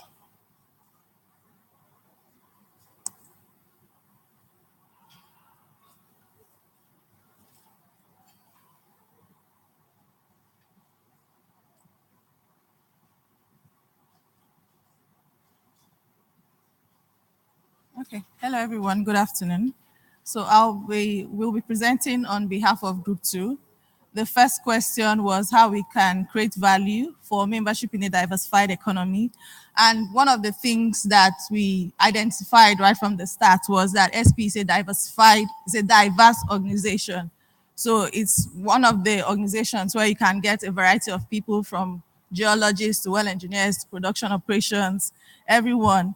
And so we can leverage that diverse nature of SPE and be able to come up with training programs that cut across the industry, that go through the whole breadth of the energy chain. And so we said, to create value, we have to train members on that diverse aspect of the energy chain. And we also have to do it at a reduced cost, so there's more value for the members. And then we also identified entrepreneurship training. That is very important considering where we are in the industry and how important entrepreneurship is. We talked about diversifying within the industry. And to be able to do that, the one key thing is to use, we said, disruptive technology. We have to come up with new ideas, innovative things that will cause, the members to be interested in SPE as an organization. We also talked about how we can segment people according to their interest. One of the things that was highlighted was technical interest groups. So you have student members coming in, and some of them are interested in drilling, others are interested in completions. So how can you put them in those interest groups and build their interest in those aspects? We also talked about sharing our experiences through ALPs, community service, and of course, collaboration. For the second question, how we can finance section programs. So in order to raise finances, we thought that as an organization, we should be able to create value to anybody that wants to sponsor us. So to create value, some of the activities that we identified, which some sections have done in the past already. We talked about car diagnostic services, car wash. So in that way, you're providing a service and then you're getting back funds. We also talked about how SPE can serve as a bridge and raise funds. So talking about acting as the organization that does headhunting services for organizations, even in this period where you have people who are in the job market, people who are in between jobs, how can you ensure that you're the bridge, you're there in the center, and then you can link people to organizations? In that way, you can raise funds, you can position yourself as a valuable organization to companies. We also talked about selling innovative ideas, raising and giving. So social events, you do barbecues, you do some parties, and then you give some percentage to charity, but also have some percentage where you can fund your activities, with which you can fund your activities. We talked about selling SPE to your organization. So most of us are in different organizations. How do you present SPE as an organization that your company will be interested in? And if your company is interested in SPE, then they are more willing to support SPE activities and also support in kind. So we talked about, even apart from giving you money, they can give you halls, they can give you chairs or whatever, those kind of support in kind. We talked about selling memorabilia like the shirts we're wearing. And so even you raise the funds, but it's also important that you spend the funds in a cost-efficient way. So looking for cost-saving mechanisms. So the third question is planning and monitoring work. First of all, in order to plan, you have to have a good strategy.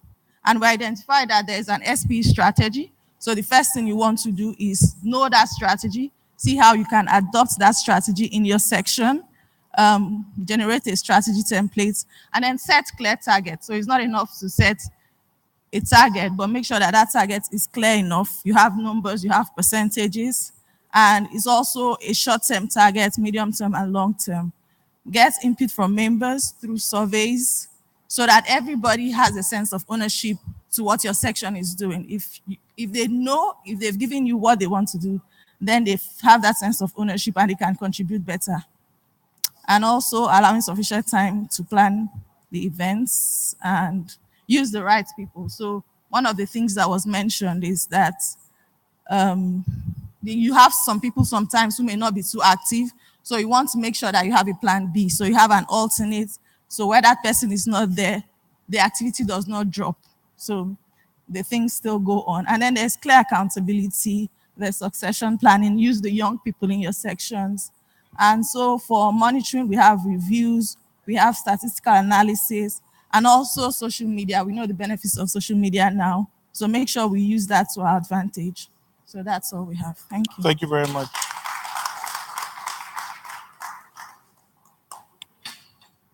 Can we have group 3, please?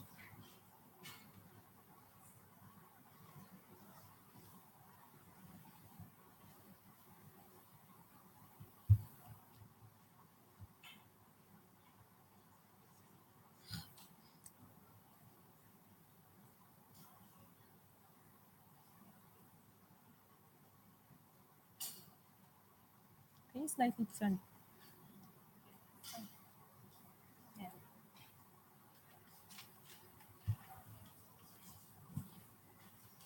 Hello, everyone. For our group, we tried to discuss innovate. We know there are already existing ways that SPE does these things like creating value for membership in a diversifying economy. So what we did in my group is try to bring up new ways, innovative ways that we can make members, appreciate the value of being SPE members. The first thing we talked about is developing transferable skill programs. This is actually bringing experts in different fields to come and talk to members on how they can develop themselves in so many aspects like IT and things that do not necessarily concern the oil and gas industry. That way they feel that, okay, we already know about the oil and gas industry, but what else can we get from SP? Now you're training them on IT, digitalization stuff, outside of the oil and gas industry. That way I know that whenever I come for SP, programs, I'm getting educated in other things that I don't necessarily already know. Secondly, we talked about developing reward systems in schools. There are schools that have, very good students that have done well, and then nobody is actually, rewarding them in a way where they know that, okay, SP reward to be members. They even bring new people to be members of SP because they know that, okay, if you're a member of this organization and you do well, we go out to schools, pick these people that are doing very well, and then you reward them. It's just like creating a reward system for students in school just to encourage them to be SP members. Thirdly, we talked about collaborating with industry via internship, industry experiences. Like for Abuja section, sorry, I'm not trying to bring it out to sections, but then for some of the sections, what they do is actually, because our students are part of SP, we try to speak to the industry that, okay, these people as members of SP, can you create an opportunity for them to come to your company, learn, do some sort of internship or IT? So that way, these students are happy and they try to encourage other people that, okay, when you're members of SP, you're going to get benefits like, okay, having to do your IT easily, because sometimes you go to industries and they don't get to do the IT. They tell them, okay, we don't take students, we don't want any students. But then if they know that SP is going to create a medium for them to actually easily get IT in industries, they want to be members, and people from other disciplines will also want to be part of SP. 4 is developing entrepreneurial ideas. you can, members of the SP, you can actually sit with them, ask them, okay, what ideas do you have? Correlate these ideas. Okay, yeah, I have an idea, to do something in agriculture. I have an idea in fashion designing. When we gather these ideas, you can actually speak to people, experts in these different disciplines, and then call them, okay, come and talk to my people, train them, and let them have an idea of how to start up, businesses in these disciplines. That way, they know they're getting value for their membership in SP, because they know that, okay, as members, they're trying to get, they're going to get value for that, idea they have. They're developing themselves in that aspect. 5 seminars to enlighten the public on application of okay, this is just talking about byproducts of petroleum industry. Educate people. For example, fertilizers, petrochemicals, all of these byproducts you get from the oil industry, like gas condensates, can be used to produce animal protein, which can be used in animal feeds. So if you get people from experts from these fields and educate your people, we're able to draw people from different, aspects of the economy, agriculture, and all of that. Because of the diversifying economy, they know that, okay, when you come, you learn these things from SP and you're able to apply them. That way, we're creating value for, membership. And then secondly, we talked about financing section programs. There are so many ways we can do that, but we try to come up with ways that does not really involve us bringing money. Like, for example, the first thing we're talking about is actually going to talk to organizations that has something to do with that program that you're trying to do, at that moment in time. When you explain to them, okay, you have a program that you want to do, and that, company has something to do with that program, they can easily, key into it, because they know that, okay, this is actually promoting our business and is also helping you. So that way they know we're getting something and you're getting something. They're able to, help you do that program without necessarily, thinking about it.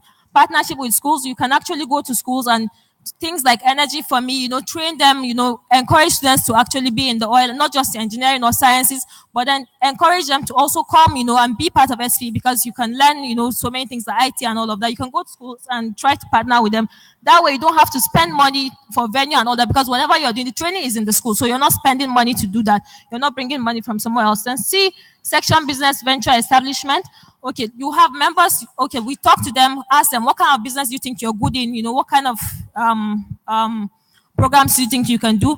This, we can actually, okay, let's say we have somebody in our section that can make liquid soap. You can go to this company, instead of going to the oil companies and tell them, okay, come and fund our programs. We can tell them, okay, you use liquid soaps maybe in your bathrooms as, antiseptic to wash your hands. We have people who do that. Can we supply it for you? And then, you pay us. Let us be your vendors for this particular product. And then instead of giving us free money, you are paying us for that service. So you're helping your members, you're creating a ready market for your members, and then you're also helping the section, because when that comes, let's say you take out a percentage for that owner of that business, and the percentage goes to the member, and you're providing funds for your member, for your section to be able to do stuff. Creating a platform for business exhibition. This is like creating a platform where you call people from different businesses to come and showcase their business. They pay you for the stand, and then, you also provide a platform for them to sell their businesses and all of that. So that's also another way to raise funds, and also is intertwined with the first point. So also make them understand that there's value in SP. And third one, planning and monitoring. You can do that by creating subcommittees and delegating roles, because if you want to do things alone, then it won't be successful. But then when you create subcommittees and delegate roles, you have a successful program in whatever it is you're trying to do. 2, prepare a calendar. Have a deadline for everything you want to prepare a calendar. Have a chart. Okay, at the end of this month, we want to have achieved this for this program. At the end of that month, we want to have achieved that. That's also another way to monitor. And evaluation. After every program, sit down, evaluate. Okay, this is what we have done. This is the mistakes we have made, and these are the corrections that we need to take on for the next program. That's also another way. The sectional suggestion box. If you have suggestion box, you can drop suggestions just to improve upon the last programs you did. And then the last one, planning and strengthening weak chapters. Go to weak chapters, talk to them. How do we help you, to improve upon your chapters, and also send representatives, to schools to monitor whatever these students say they're doing, instead of allowing them to just come and tell us this is what we've done in our sections. Have representatives that can monitor them and tell us, okay, this is what is happening and how you can help them. Thank you. Thank you very much. Last but not the least, group 4. Yeah,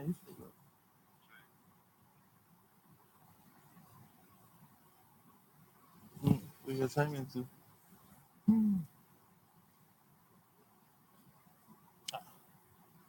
How do you have a headphone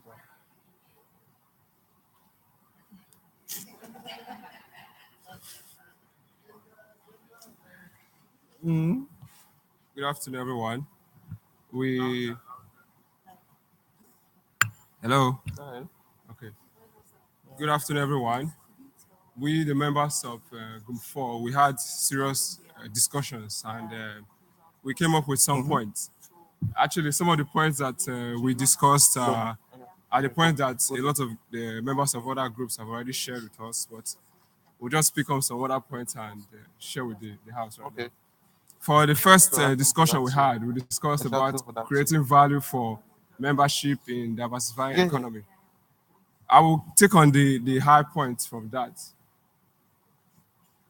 The first is we need to create inclusive programs because SP is a diversified group, and so sections should create programs that will include all aspects of the industry. Like we have people who are non-petroleum engineers who are SP members. And so if we have programs that will attract them being members of SP, we are by doing that, we are encouraging them to be members and at the same time asking more people to come as members. So when if they are members of SP and they know that they are getting value, not just petroleum engineering related understanding or trainings, so they'll be attracted to become members. For example, we had sometime in the past in a section, we created like a short course that involves non-petroleum engineers. And so people from other aspects of the industry, safety, business, they were interested in becoming SP members because they saw that we are now organizing programs that also covers their own aspect of the industry.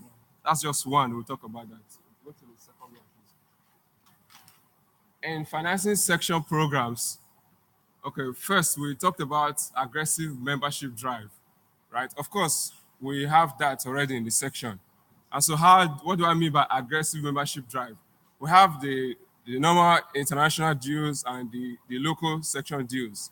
So there are a lot of SP members who actually just pay the international dues and don't pay the local dues. And so we'll find a way to reach out to all members and encourage people to pay their local section dues. Thereby, we'll be raising funds for the section to run our programs. Then secondly, we organize paid technical programs for members to pay some token to attend specialized trainings that are relevant to their discipline. And third, we can solicit for sponsorship from companies in either cash or in kind. We can have a program we present to a company, for instance, company A, and tell them we have this program for this year, and they can tell us, okay, you can use our hall for this event or whatever the case may be. Thirdly, we talked about how do you plan and monitor work for sections. First, you must have a budget for a board year. And so if you have a budget for the programs that you need to run, you'll be able to monitor what you have ahead of you. Whether the programs, they look like an uphill task or not, you must have a plan for it. Secondly, we talked about creating a platform for real-time updates of plans with indication. And so if you have a platform where I'm assigned a task, and so I go to that platform, I update, okay, today I was able to achieve this. And so everybody can log into that platform and see where are we, what is the stage of our progress. And so we'll be looking at for the indicators that are showing red. And say, for instance, we have a task that is showing red. So it means that we need to drive that aggressively to the end till it gets turned to green. Thank you very much. Fantastic. Well below time. Okay. Thank you very much, everyone. Like I said initially, that all your suggestions will be collated and put into a report. Could I ask that each scribe take ownership of what you wrote down and please submit it to Lona? Where is she? I think there she is. So please, all scribes, tear it off and package and hand over to Lona. Can you please raise your hand so they'll know? and give it to her. And also groups 1, 2, and 3, the names of the group members. Can you also hand it over to her? She needs to know who was in each group. Okay? Thank you very much. Yeah, so, are you next? Hmm? Oh, yeah. Oh, yeah. Yeah, next question. Okay, all right. Thank you very much. I believe we all had an interesting breakout section, and the ideas that have been shared from by each group. There's one. I noticed there's one unique point. Though there are some unifying points, but there are unique points that each group tried to make, and then I believe we can, from our various sections, we can go home, take these learnings and these feedbacks, and make, you know. We'll be better for it as a section, because it's like we're sharing ideas now. Some of the ideas you've seen from this breakout section came from Lagos section, some came from Port Harcourt, some came from Benin. So if we put these ideas together, I'm sure we can run our sections better. So quickly we move to the next item on the agenda, and that's another presentation. It promises to be a very interesting one because it's actually tied to one of the key topics we had in this conference, digitization. So the topic is keeping with technological change and implementing technology in section administration. And to handle this and to do justice on this topic is no other person but Mr. Pringolebe. Please, can you join me to welcome him to the stage?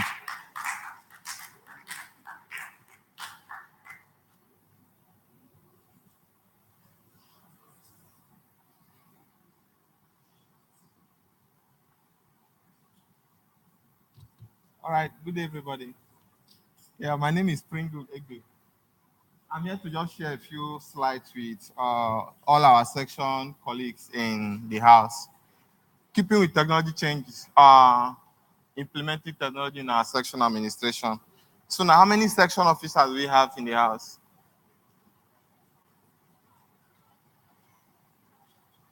Okay, now, let's see if we can add to your skills in terms of technology changes. Now, let me go through my slides.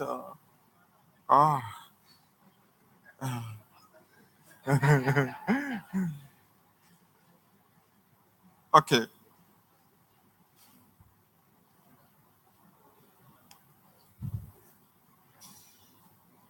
Okay, now, keeping with technology, what do we do and what do we need?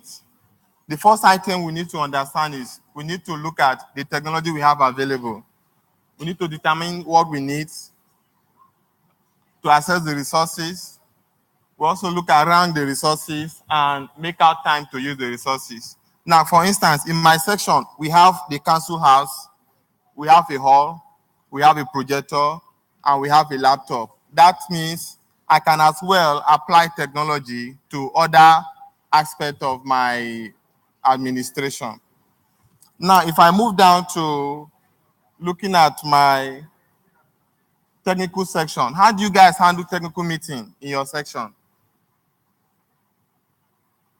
Like, let's copy the council way. In the council way, for council meeting, they normally have 3 sections. Okay, 4. We have the Benin section, the Warri section, Port Harcourt section, and Lagos section. And that is online. That means if we have to copy through the council way, these are the following items we need to understand. We need to get the Cisco online tools for online meetings. We need to get our normal Skype for Business, GoToMeeting, and WhatsApp for Windows. And Zoom, all these tools are free. That is to say, if I have a 2,000 Naira, I can buy a 3.5 gig. I can do like 4 ALP with 3.5 gig to 4 student chapter.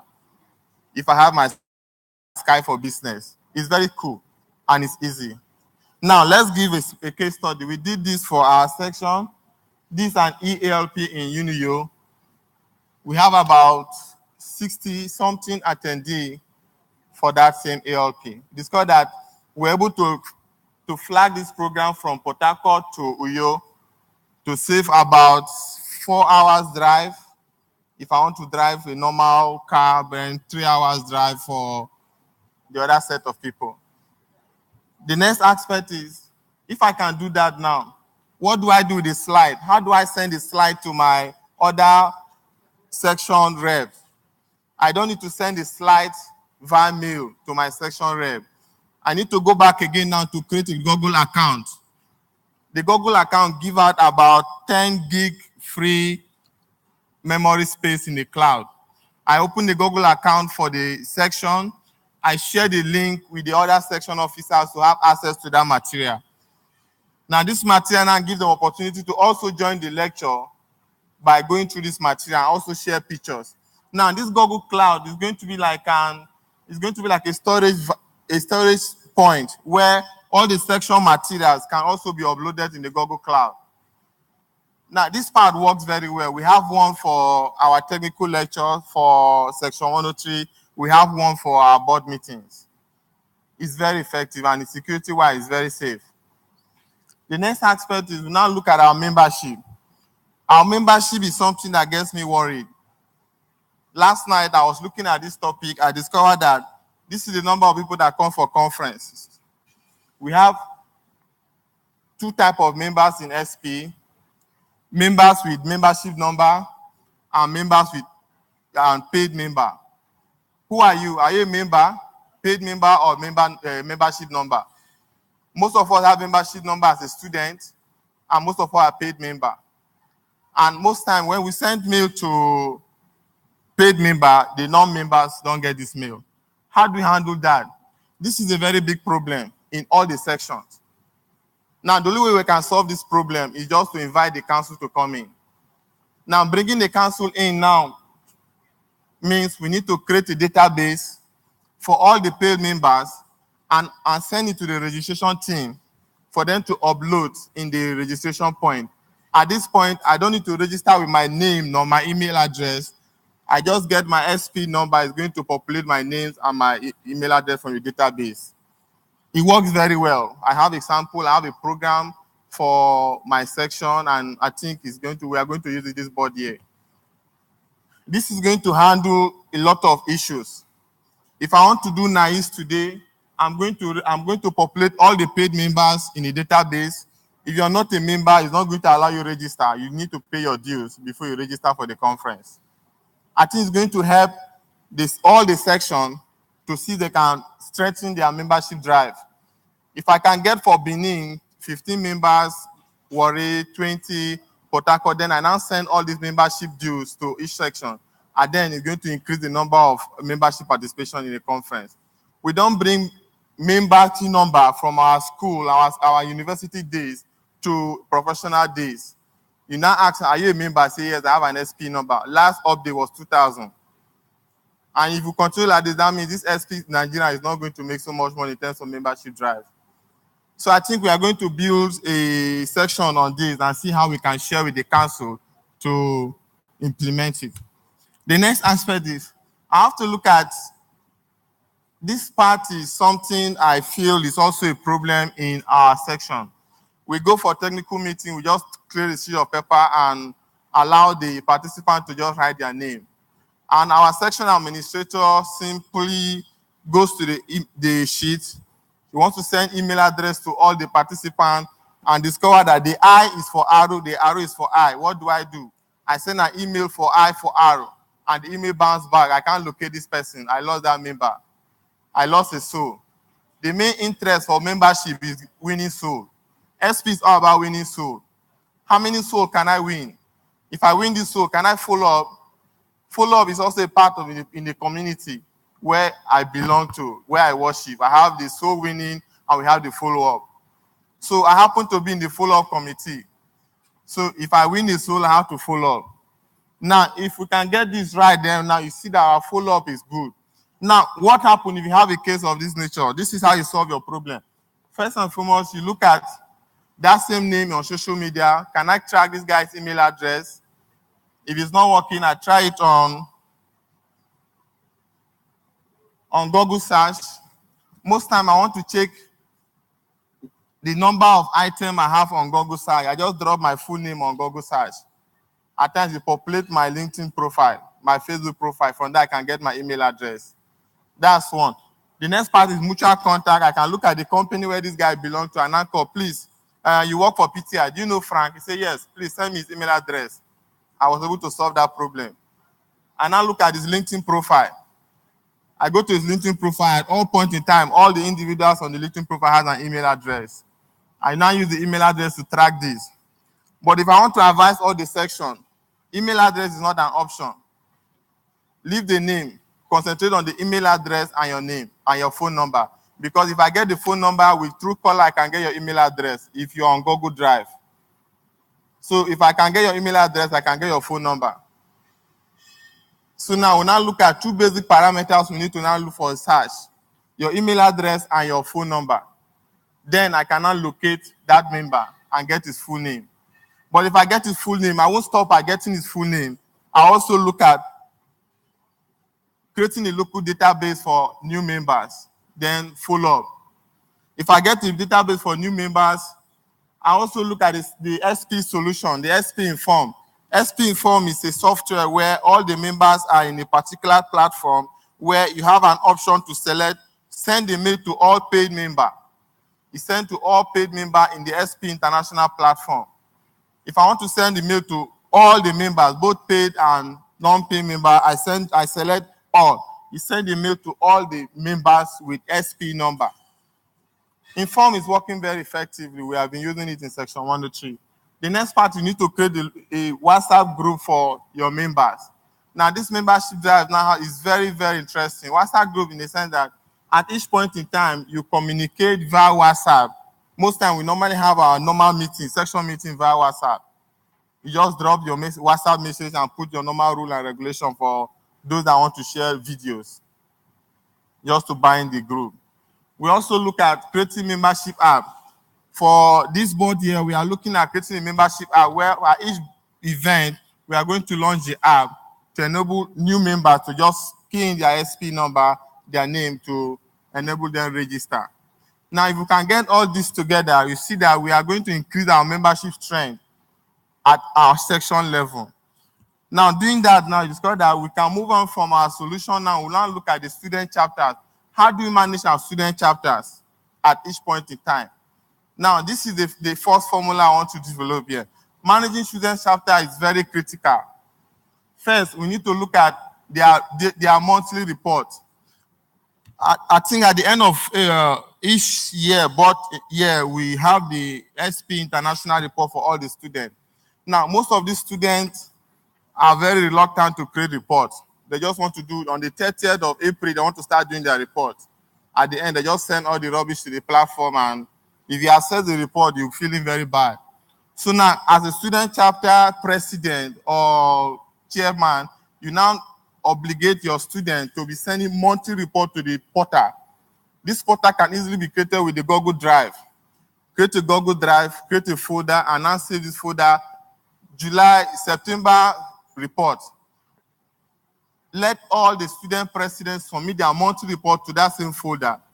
At the end of that month, you just check the folder and call the president, please, I want to see your report today. If your report is not there, I'm going to suspend you.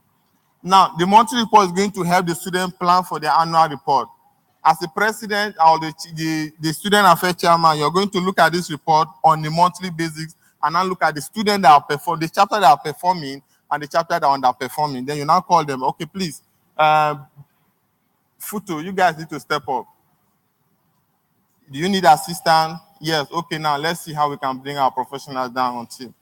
We also look at creating a WhatsApp group, student chapter president, to just share information at real time. Then these guys can also communicate back again to their members. We also look at creating a Facebook group, creating an e-mentorship program. The e-mentorship program is something we want to launch in our section where we are going to bring our senior colleagues from various disciplines to now be on a queue where we are going to now create a unique ID for each student based on their profession.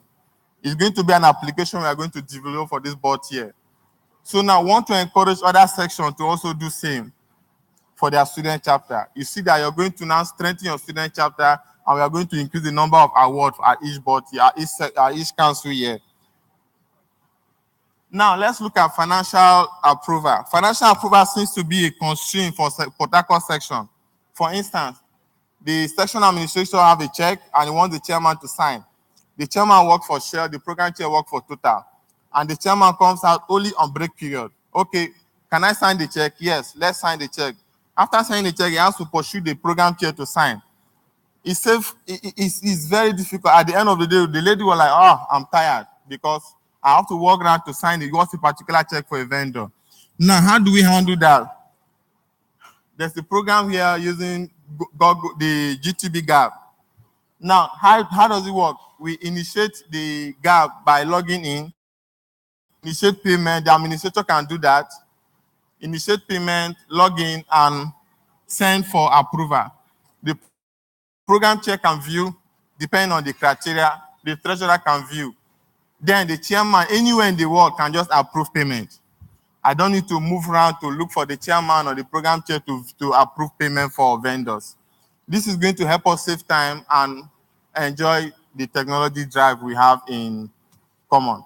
Now, we also look at this in terms of our expectation from SPI. Our expectation from SPI has to do with membership program. We're able to handle membership program by differentiating members with membership number and members with membership update. We also look at our technical dissemination of knowledge. And the lastly, we're going to look at collaboration. Collaboration, I feel, in terms of section is our major problem. Seriously, because I feel as a section, this is why we are SP. No matter my section, we are still SP. 103, 61, 104, 11, 116, 199, we are all one SP. Collaboration, I think on my own end, I've been able to conduct ALP in 3 student chapters for 3 different sections. Now, why? Because I just feel somebody. If I'm in Benin, I just pop into any school, I do ALP. If I'm in Warri, I do same. If I'm in Lagos, I do same. It doesn't mean because it's not my section, I'm not going to do that. This is when we now bring collaboration into play. Now, if we can collaborate, we are going to be stronger than where we are today. For now, if you look at Fund Drive, I was able to go to Lagos for a short course for Lagos State section, and we're able to raise some money for them. Now, it doesn't mean because I'm a section 103 member, I don't need to go to Lagos State section. No, we need to collaborate to be stronger than where we are today. Now, if we can put all these things together, I think we are going to make a better council year, and we are going to make a better section. Thank you.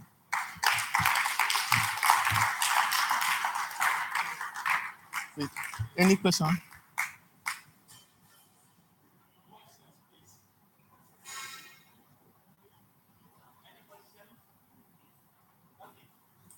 Thank you very much. Quickly, thank you very much. Please, can we please appreciate the presenter once more?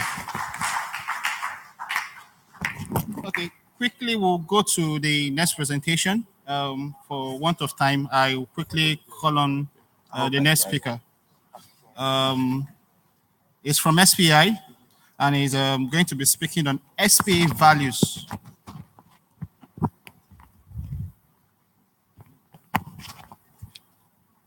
Okay, I just got information that we'll have a program before that.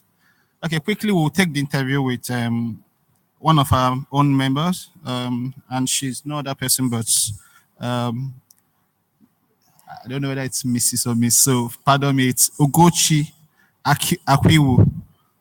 Please, can we invite her to come forward, please? Thank you very much. Please, let's appreciate her.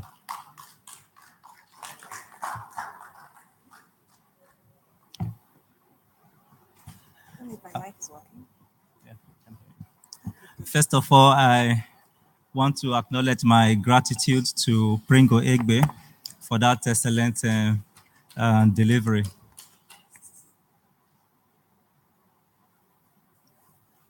Okay, we actually created this section because we want young professionals to learn from our award-winning young professionals. Standing by my side is Ugochi Akwiwu. She's from the Benin section. She's an award-winning young professional, a list of international awards. And that is why we have brought her here to share and to learn from her experience. Firstly, please, you're welcome to our program. We're indeed very happy All right. to Thank have you very here. much. Firstly, can you explain what tell us about your recent award and what it is all about? I think the most recent award I won was yesterday, a service award from SP NAIS 2017 service. And it was a service award and it was given to me because of my role as the SP NAIS 2017 Venue and Entertainment Chairperson. Thank you very much. Congratulations on that award. Thank you very much. And how did it feel when you found out that you were called out to receive that award? It felt very good. Won't it feel good to win an award? We all feel good. So I like winning awards. And I think this is maybe my 10th award, but I'm looking forward to getting 20th. So I have a long way to go. That's indeed very impressive. In our conversation, you mentioned what led to the award, the effort, the work. Please, can you share that with us? All right. For me, I think one of the things that has marked me out as the award winner is the fact that I strive for excellence in everything I do. And over the years, I think I've been blessed to work under amazing chairpersons or chairmen who have actually, marshaled me, so to speak. And I've had failure is not an option. I've had, different things. And, I've just learned from different people. I just want to appreciate the outgoing chairman, in the person of Chicken Wosun, who is a very dogged person. I actually did not want to serve this year, but he played a very certain card, and I found myself serving this year. But that said, I think I have learned from him the act of, just finding a solution, no matter what odds you face, the obstacles that come your way. So with that, I've learned to, do amazing things. And also, SP gives me an opportunity to thrive, really, and to, show myself in a very positive light. It's actually very encouraging to know that when you do good things, it's seen, it's endorsed, and it encourages you to do more.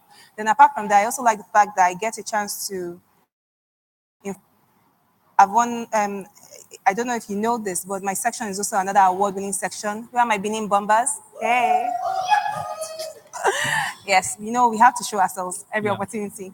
But Benin also won the ALP award for 2017. We had the highest number of awards, highest number of ALPs in the whole world. So I think that's worth celebrating. And apart from that, we also have members from IOU University who also won their student award. I see you. Congratulations. So it's always, I encourage people that I don't want to stand alone as the only award winner. Just now, the other speaker spoke about collaboration. It would be so wonderful if we go to ATC and all 5 sections are standing over there with the SPI president. They say, this is Nigeria. And that's really the hope I have for all of us. Very good. As you can see, the audience here is majorly of young professionals. Yes. So what advice do you have for us all? First of all, it's an honor to be before you today. I do not take it for granted, and I, as much as possible, would encourage you to be amazing at all you do. In my section, I'm known for always pushing them harder and harder and hardest, if there's such a thing. I always tell you that we accept no limits. We must get that award. We must go for that ALP. We must show them that Benin is around. So to you that is a YP, I want to encourage you, or even a student, even while you're in SPE, make the most of your SPE. Be amazing, not just in SPE, but in every aspect of your life. I want a situation where I will not be the only award winner standing over here, but when we now call Nigeria International Awards, will be more than 20 standing. There's a lot of space beside me. I'm tired of standing alone. I want more people to join me. So I encourage you, come and join me on the winning side. Thank you very much, Ugochi. Lastly, before I let you go, I just want you to help us with what the future is like with respect to winning more awards and helping the younger generations. Yes, younger generations. Younger generations. Yeah. Oh, those are my people, definitely. Yeah. First of all, I would like to say that it's very important for you to, in a bit to encourage the younger generation, you have to tell them what to do. And that comes from giving back. SP is all about giving back. Don't shy away from ALP. Don't shy away from opportunities. Make sure you're always, going out to the schools. Because of SP, I've visited more schools than I ever visited when I was a student myself. I've been to IOU, and they gave me an amazing, let's say, reception. I've also been to Afe Babalola University as well. The ladies over there were also happy to help me. Then, of course, my home base, University of Benin. Amazing. At University of Benin, are you here? Uniben? All right, I see you. Amazing, amazing people. And then when I even go over there, I tell them as well that, look, you guys are amazing. I want you to be more amazing. Do it. Show us what you can. And it makes me so proud that I see even Uniben now going to secondary schools and also doing their thing. I also want to mention the fact that you should never ignore the importance of a very strong support system. Don't do it on your own. Do it together. If you have a section, work in your section and make your section big and proud. It's more interesting when we have when we have a section award or more of you in a particular section winning an award than just you stand alone. That said, I want to appreciate my support system during this time, if I may, of NAIS 2018. I've had some young people that have been working with me. I have in the person of Bright, Omorige, and Chineye Samuel, all the way from Benin section. Can you give a wave? They're talking, horrible people. Don't mind them. But just to say that they're amazing and they're my support system. It's Toby I'm talking about. Wave to the crowd. Yeah, there you are. So they are my people, and there are some people I'm mentioning right now and raising up, which is another thing. The older senior members, please do not shy away from mentoring people. We want the young ones to be amazing. We have to mentor them and show them the way. And of course, I also have to mention something about packaging. Awards are not given because your head is shining. Awards are given because you package yourself well and they saw something in your packaging. Please learn the right way to package whatever you want to do. Answer the questions that are asked. And to answer the questions that are asked, ensure you have reasonable experience so that you shine or outshine the others. Very, very important. And that said, since it's a section of officers workshop, I also want to use the opportunity to congratulate very grudgingly the Abuja section for their Presidential Excellence Award. As well, yeah, they actually have done a very good job. Please let's get a real round of applause now, please. Thank you. As well as the Worry section. Another round of applause for them. It's actually, last year it was the time of Port Harcourt, Benin, and Port Harcourt and Benin. And we went to ETC and we colored up the place. It was really amazing. I hope in 2019 it will be all 5 of us over there in ETC. Thank you so much again for the opportunity. Thank you very much, Ugochi. Because of our time, we have to let you go. No problem. All right, we hope to have you some other time on a program like this. Thank you so much. Stay tuned to this channel and enjoy the show. Thank you. So no doubt we've learned from that experience from our award-winning young professionals. I also just want to mention that Pringo Egbert also is an award-winning young professional. So we have a lot of them in SPA Nigeria Council. So we can always get in touch and always get better. It's now time that we give our attention to our next presentation, and this will be on SPA values, tools, and resources. At this time, I would like to invite the African Regional Specialist, Ola Davis, to present this.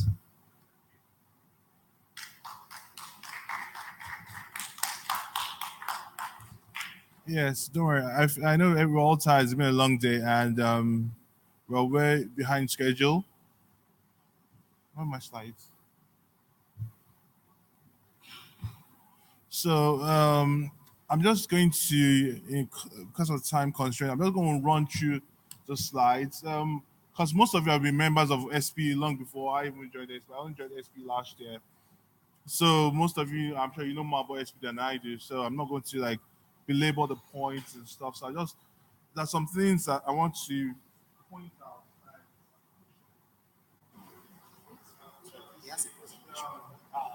Let's come up. I liked Pringle's presentation on IT and all that, because I'm one that I'm very much into new technology and all that, and better ways of doing things. As much as I'd like to commend your I'd like to let you in on in terms of data protection. Actually, because I heard you talking about database of people and all that. Now, I don't know, recently, May 2018, the EU passed the GDPR, the Global Data Protection Regulation, which is very, very strict. Off this one.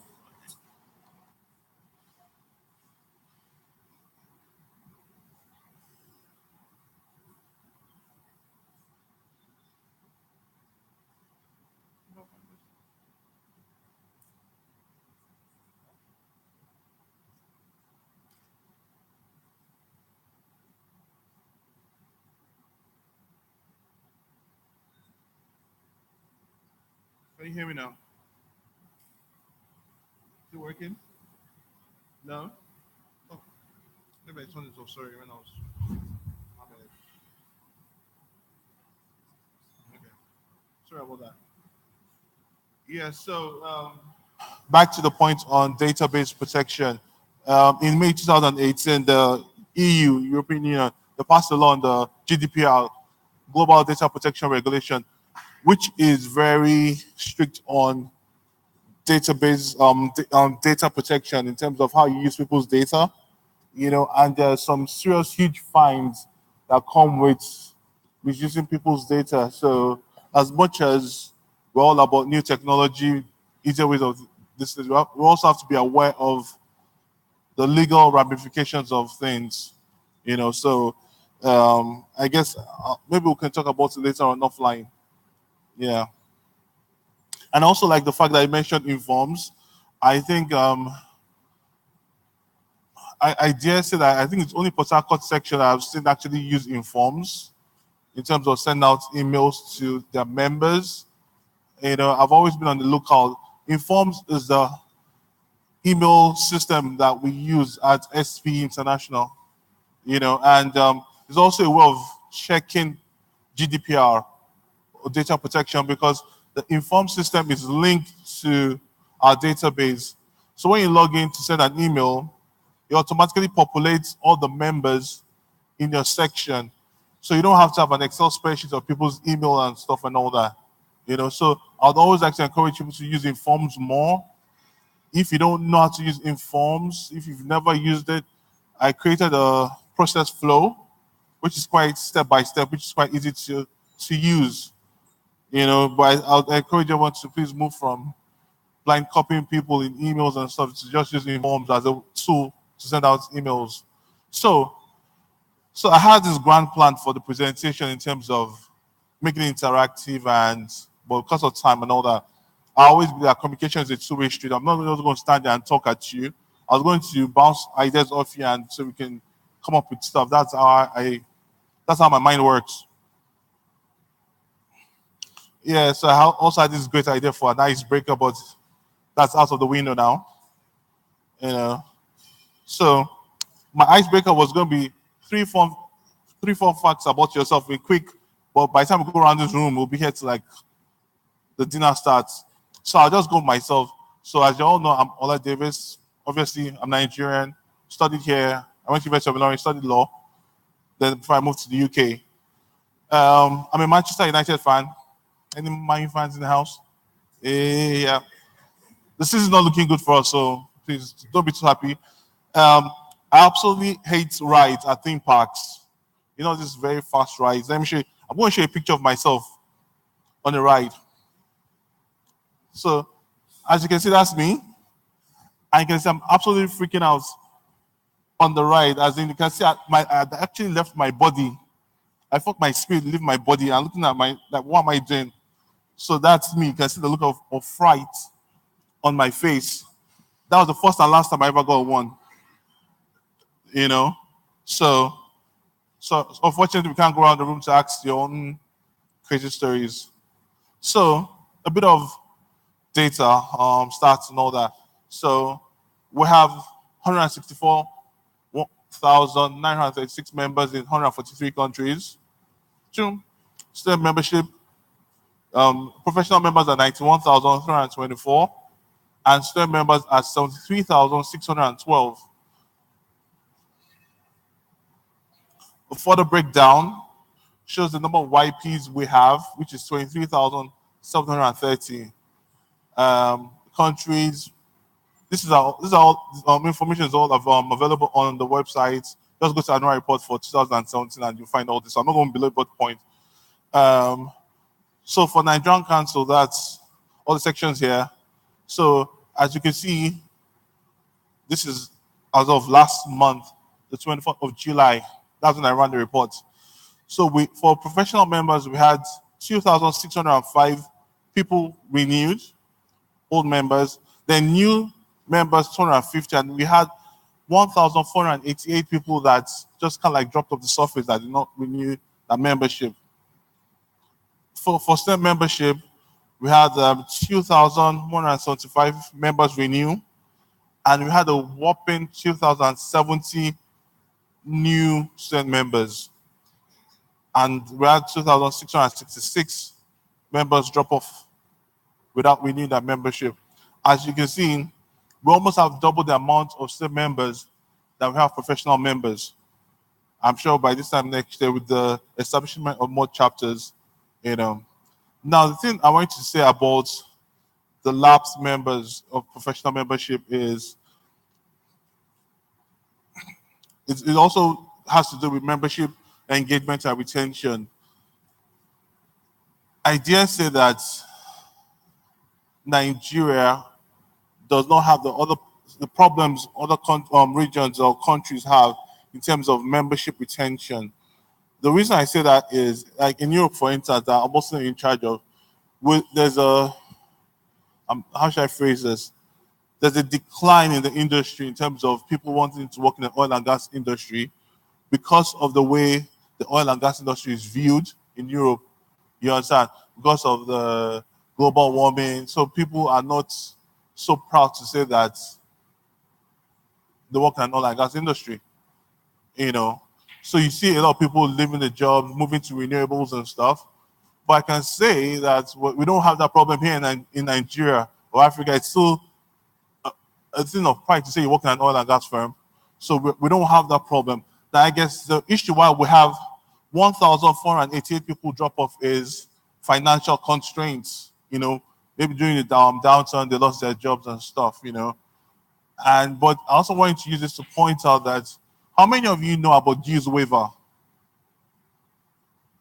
Thank you, just two.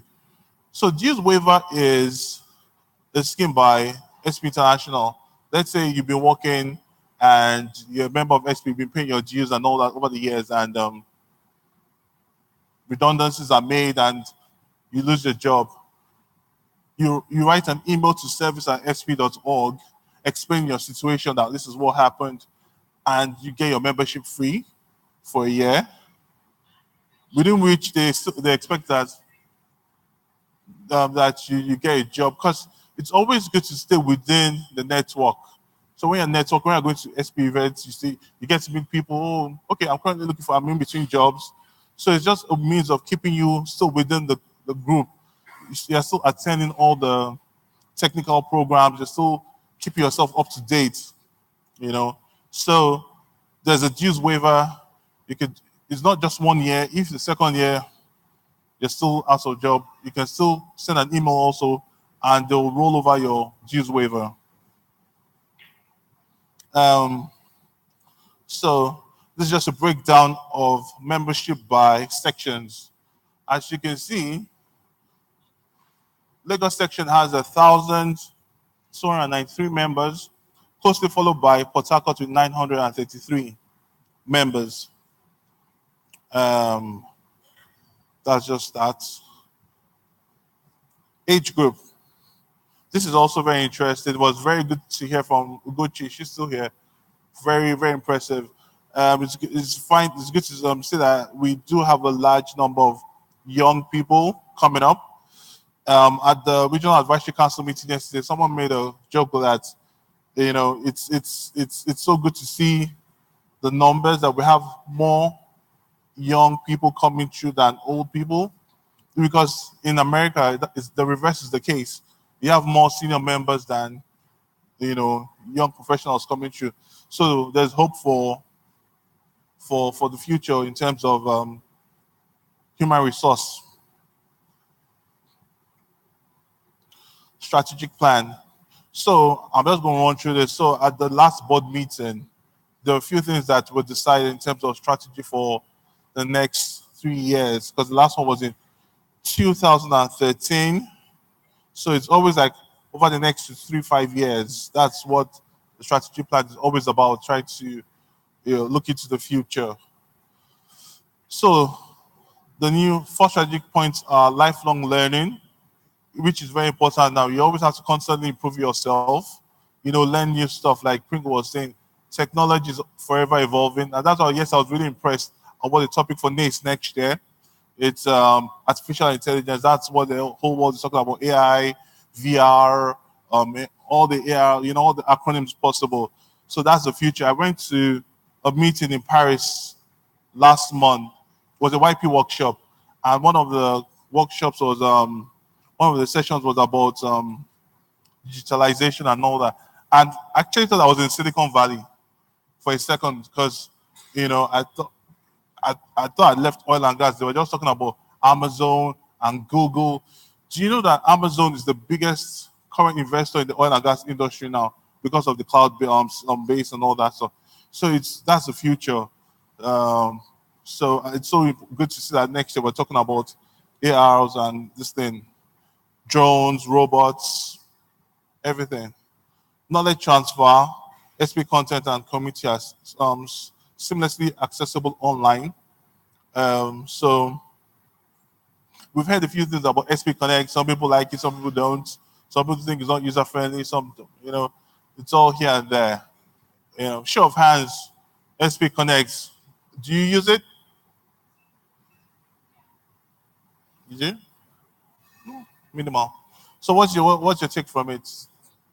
Do you find it user friendly? You do? Oh, okay. That's a first. Because all that I hear is complaints about SP Connect. They're not user friendly, and I know that.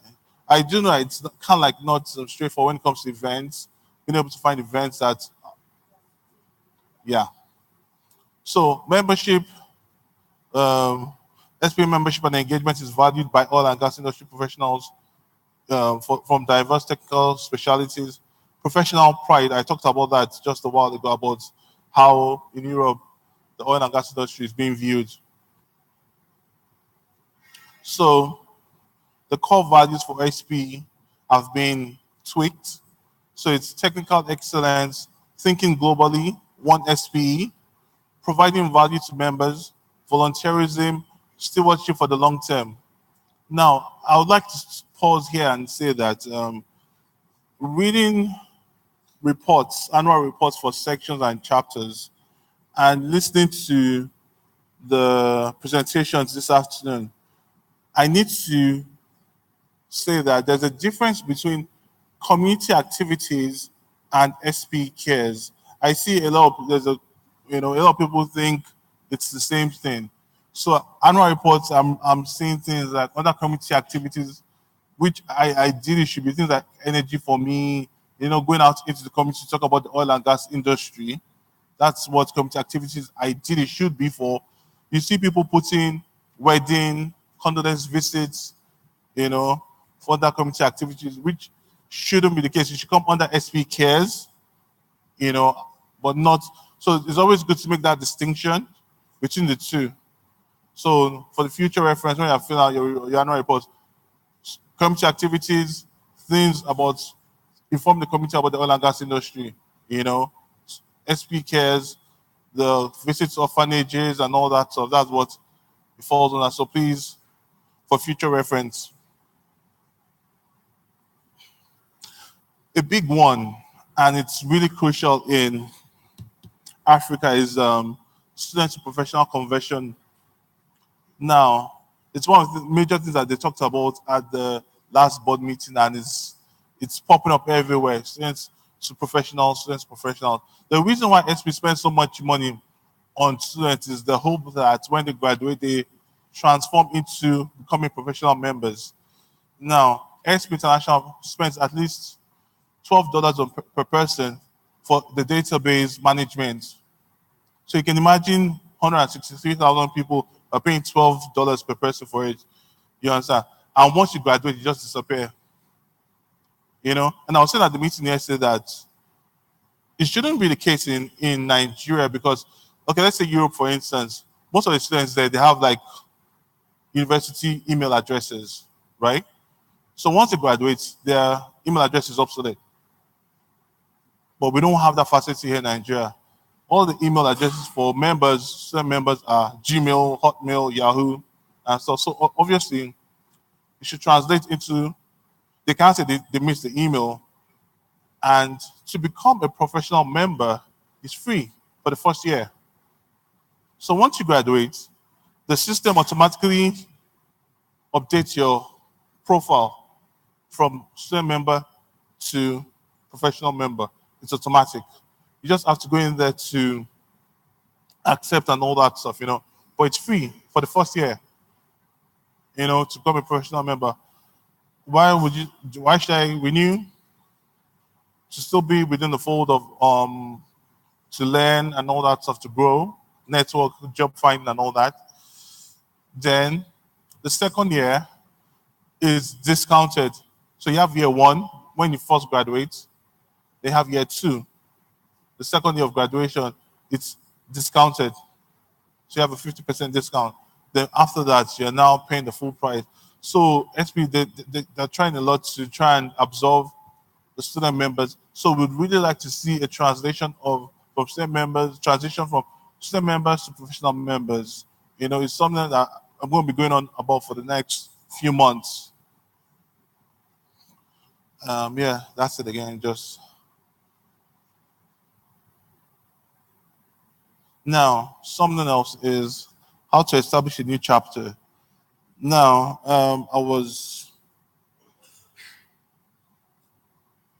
when my colleagues saw the site, they're like, "Boy, the section officers workshop. Why am I establishing a chapter in here?" Now, what I've noticed that there are a lot of sections that are the ones pushing for establishment of chapters. Ideally, it shouldn't be the case. It's students creating chapters for themselves, but we're seeing a trend where it's the sections that are establishing chapters. Reason why we don't know, but would like it to still be students. But if that's the case, but just to let you know that because of the rise in number of chapters that are being created, the chapters team, they created an extra layer of establishing a chapter. So normally before, you just go download the petition, fill it and submit it. Now, the first step is you have to complete a survey online on the chapters page. You go there, there's a survey, you take it. There are like 5 questions. They are pretty straightforward. Yes, no, yes, no, yes, no. At the end of it, they'll let you know if the chapter can be established. Then the next step will be to fill out the form, the petition, and the same whole process. So I just wanted to let you know about the new layer that was added in terms of the survey. Member benefits, we all know nothing new. JPT1 Petro Wiki, books discounts, when you're registering for events, you know, discounted and all that. So once again, yeah, speaker source. Informs. I've already spoken about informs. The need to use informs. I can't overemphasize it. You know, it's clean. It's clinical. It's seamless. You understand? Very easy to use. E-mentoring. Now, when I was reviewing reports, I saw that a lot of chapters and sections, they have their own versions of mentoring. Now, mentoring is a very good thing. I'm not going to knock it and stuff, you understand? But at times, it's reinventing the wheel. You're just duplicating efforts that, you know, we've already spent so much money on the system for e-mentoring, you know, which you guys are now going off to create your own mentoring thing. I don't know. But e-mentoring is there for you to use.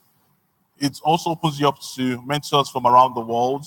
So it gives you a global perspective, you know, so in terms of maybe you have plans of going to do your second degree abroad or plans of working, you want to work abroad. So it gives you that option through e-mentoring. Obviously, it's via Skype or Loopup. You know, it's always, but you get to talk to, you assign a mentor, you know, for a year and stuff, you know. So e-mentoring, do make use of it. DLs, why I put the DL lecture here is that I don't know if you've all heard that, you know, for the last, we've had like 2 DL programs per session. The board, they've increased it to 3 for the next year. So you're going to have 3 DLs instead of 2, you know, so that's a good thing. SP Connect, spoken about SP Connect. Membership builder, so I don't know if you all know about membership builder. If you need stats on your sections, you're creating a report or something that you need stats and all that. Just go to membership reports. You click on members. You get a full list of all the members in your section. That there are graphs up there that you can use. Member Resource Center that has all the different functionalities. Now, there's a quarterly section e-updates. This is a new, I think we've just sent out to. Have you seen it? Who knows about the section e-updates? Section e-updates? No one? Oh, that's my colleague won't be happy about this. So it's just about what sections are doing and stuff. And I've gotten content from a few sections. I think I reached out to Port Harcourt section and Abuja to send me stories of what they're doing for the e-updates. It's good to just see what other sections are doing around the world, bounce ideas of each other.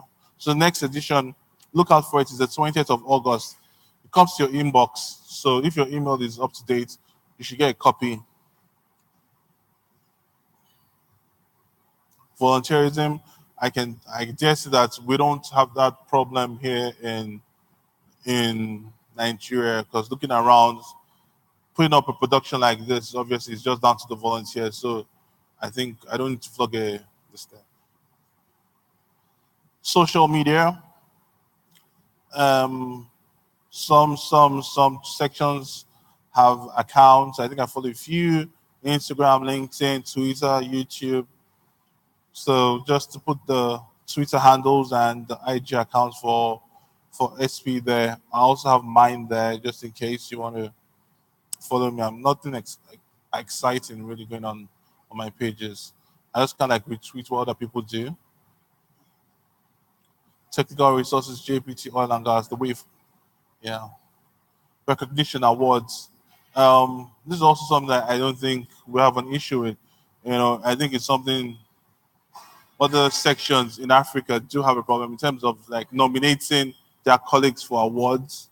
Obviously if you don't nominate your colleagues, you won't get the award. But I can say for the last regional awards, Nigeria was well represented in terms of nominating their colleagues and stuff. So that's why they won majority of the awards, so that's something good.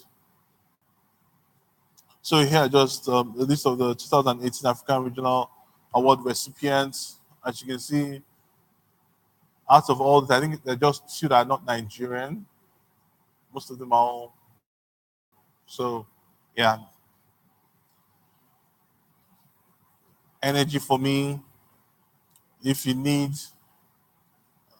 resources when you go out to secondary schools and all that, the guy in charge, his name is Junaid. He sits in the Dubai office.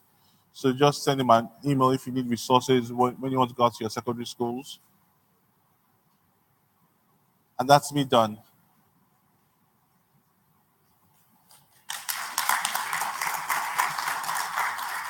Yes, I know I just breezed through everything, but I just didn't want to, because I could see everyone's just like, so I didn't want to. So if you have any questions, there's a question in front. Microphone? Check. Yeah, so while we wait for the microphone, I think Pringles also spoke about section collaboration. Now,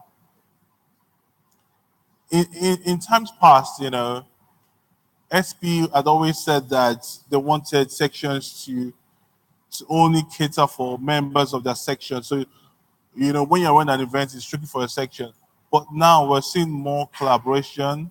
There's a huge request for working across board with more sections. And I kind of buy into the idea, when I went to Paris, there was a YP workshop by the France, Italy, and Romania sections. So they came together to do a YP workshop, which was in Paris. So a lot of sections are doing that. So I'll definitely encourage you guys to work closer. You can learn stuff from each other, you know. So yeah, so it's something we're looking at tweaking in terms of the rules of notes related to other sections. So it's definitely something worth exploring. So do feel to collaborate on things, you know, opens you up to more people. I don't think you want to give me a microphone. Just ask the question. Mm.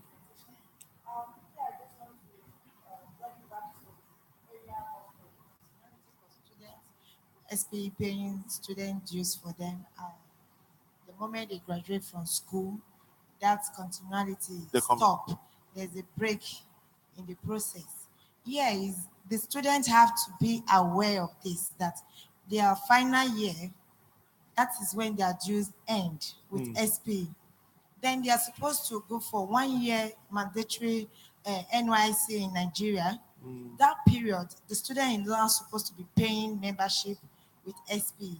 So I want to believe that SPE is supposed to do a platform to catch that 1 year for the students that they are away from the university. When they have that waiver, that 1 year, they will not lose their membership number. It counts for them. The period they finish their NYC, it also counts for them. Some may be lucky in that process, they get a job. But some people may not be lucky. 2 years, they're still struggling out there. And you won't tell me somebody who have not finished eating maybe 1 or 2 square meals a day. You're asking you to come and pay SPE dues of maybe probably 11,000 if you have to change the currency. You pay your local dues and come and pay SPE international dues of $50 online. This is what actually discouraged this student to continue. Number one, the job is not there. Number two, the awareness and the platform how they communicate back to SPE to sustain their membership. So maybe you can help on that. Okay. Thank you for your question. So there are 2 parts to it, the NYC and the job seeking side of it. I'll take your point on the first one, the NYC, and I'd forgotten about NYC. It's been a while. So I do understand that there's a 1 year. So I guess it's something I'll have to discuss with the guys in Dallas, you know, whether we can freeze the 1 year for the Nigerian graduates. So it's something I'll definitely take on board. I'll speak to guys in Dallas and see what we can do. Maybe just pause their membership, then it starts running once they finish. But it gets copied. But don't worry, I'll work it out and I'll come back to everyone on it. The second point is I do understand obviously how it is to get jobs and all that stuff, you know. But like I said, SPE International, they spend a lot of money. You understand, and like I was saying about, do you know how much it's going to cost them to increase the deals from 2 to 3? It's almost like close to $2 million, you know, to just do that. You know, we have systems that all of you use, the licenses for that, the cost of it. So you can't expect SPE International to just keep the membership free for 3-4 years until they find a job, you know. So that's why the best they could do is 1 year free and the second year half price, you know.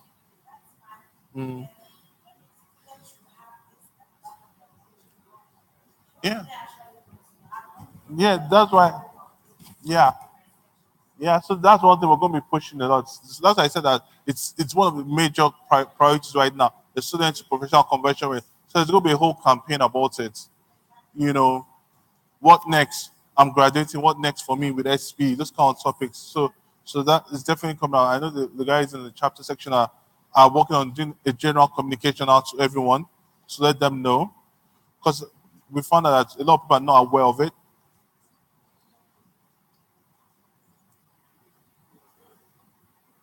She has a question. Okay. Good evening, everybody. You talked about communicating someone for resources, for energy Energy for me. Yes. So we didn't get the email of the person you were talking about. Okay. I'll give my card. Send me an email and I'll connect you to. He sits in the Dubai office for Africa. The guy in charge of energy for me. So his name is Zunaid. He's based in Dubai. So if you need anything in terms of resources, he's your best person to get them to you. Any more questions?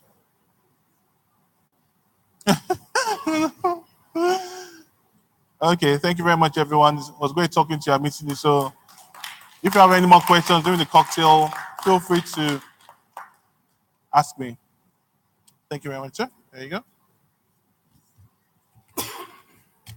Thank you very much, Ola Davis. We are indeed very grateful for that presentation.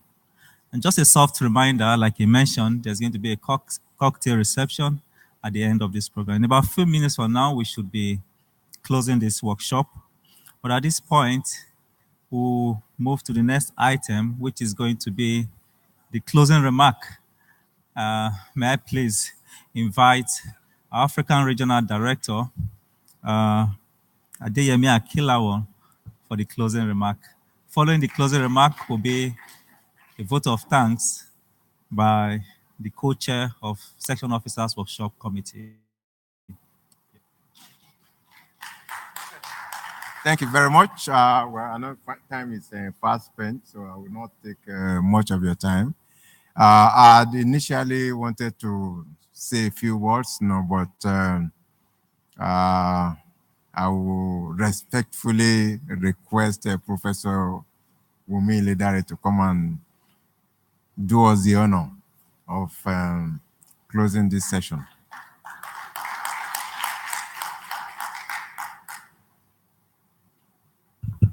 Thank you very much. I think this guy is already surrendering his right. But I want to thank you as well, the young emerging professionals. You probably can predict what I'm going to say. And that is, if I have a board in my hand and I squeeze it and I ask you, is the board alive or dead? What is the correct answer?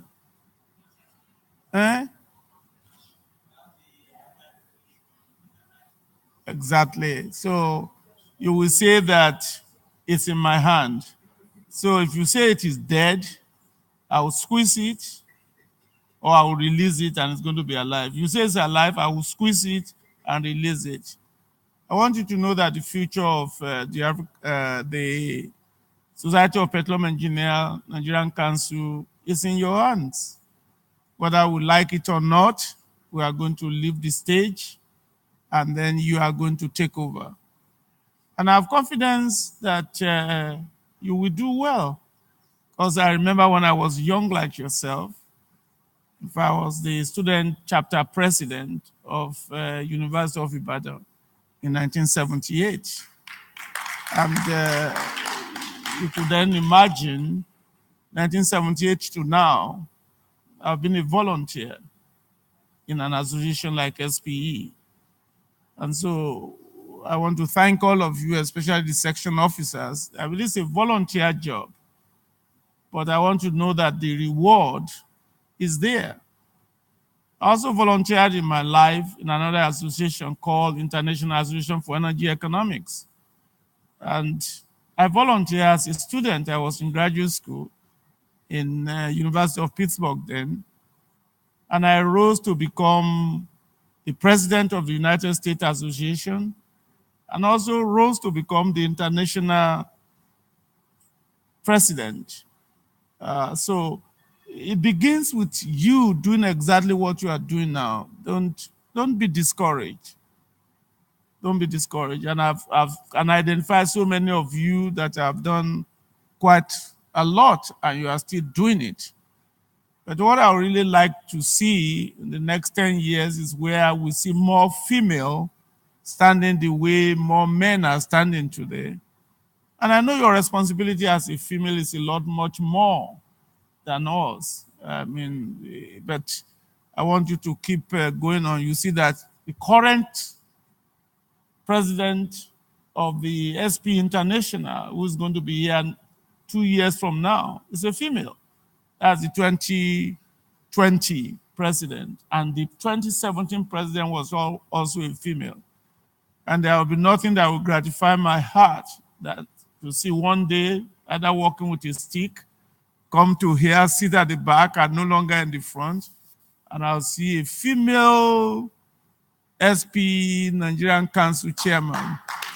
I don't see why not. Then I'll be able to say like Simon, dear Lord, take me home. All right. So thank you very much for you volunteers. I hope you gain some knowledge on how to run this organization. I mean, you won't believe, it's like a government in itself, the SPEI.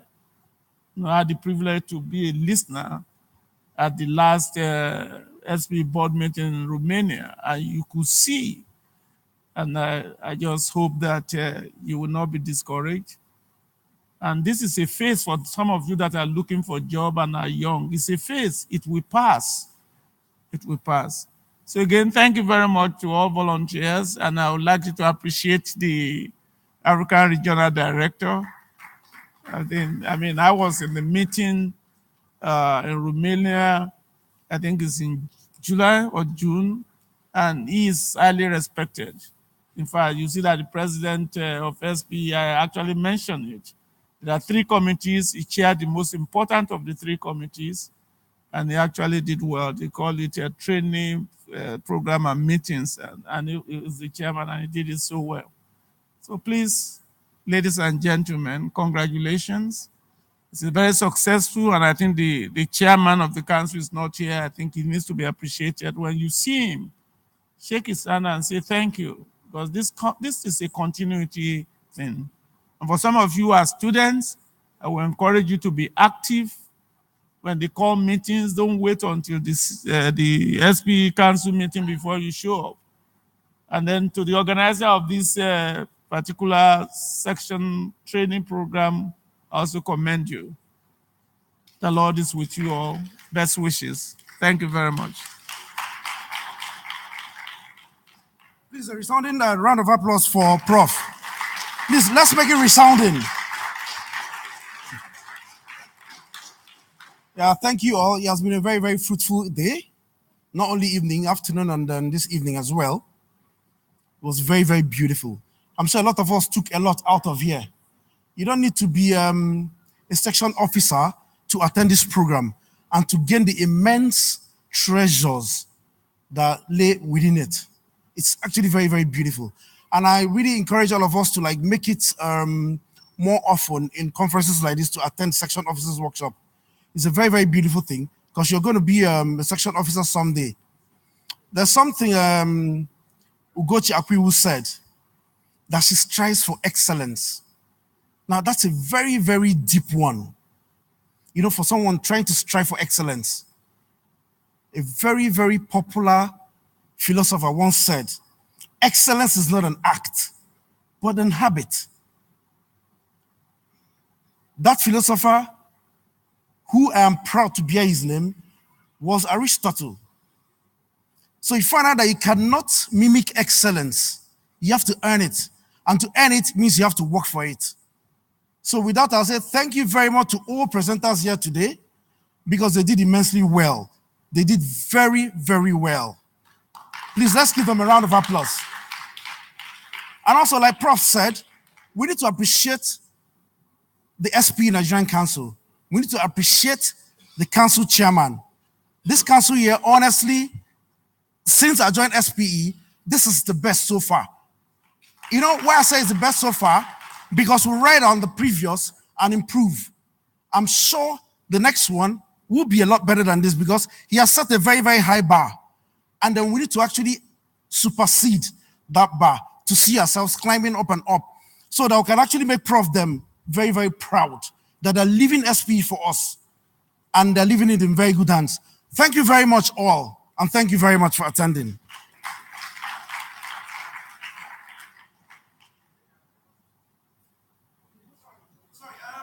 Okay, before we do the cocktail, I would like to invite Mr. Nsikan to come and give us the results of the breakout session.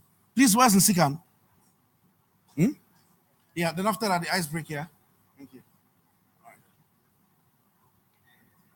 Good evening, everyone. I said good evening, everybody.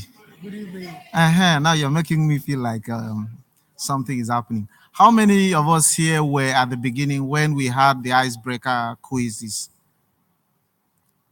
Can I see your hands? Oh, interesting. So we still have a good number here. I'm just going to go straight to it. We had 15 questions, and each of those questions had an answer that carried an alphabet that that at the end of it, the 15 letters from those quizzes, they represent one word that's very, very pronounced in this conference. And without wasting time, I don't know if anybody had that answer. I don't think anybody came up with a complete word. Okay, now I am the champion, so no one was able to crack the quiz, the puzzle we had. The word represented in those 15 quizzes is the word diversification. And surprisingly, we kept on giving hints upon hints upon hints. But I think a lot of people did something very close. Unfortunately, maybe we needed a little more time. But thank you, everyone, for putting in efforts to try to crack those quizzes. Okay. Please, there will be a group photograph of everyone here present, so we can just, yeah, everybody, as much as we can capture. Yeah. Thank you.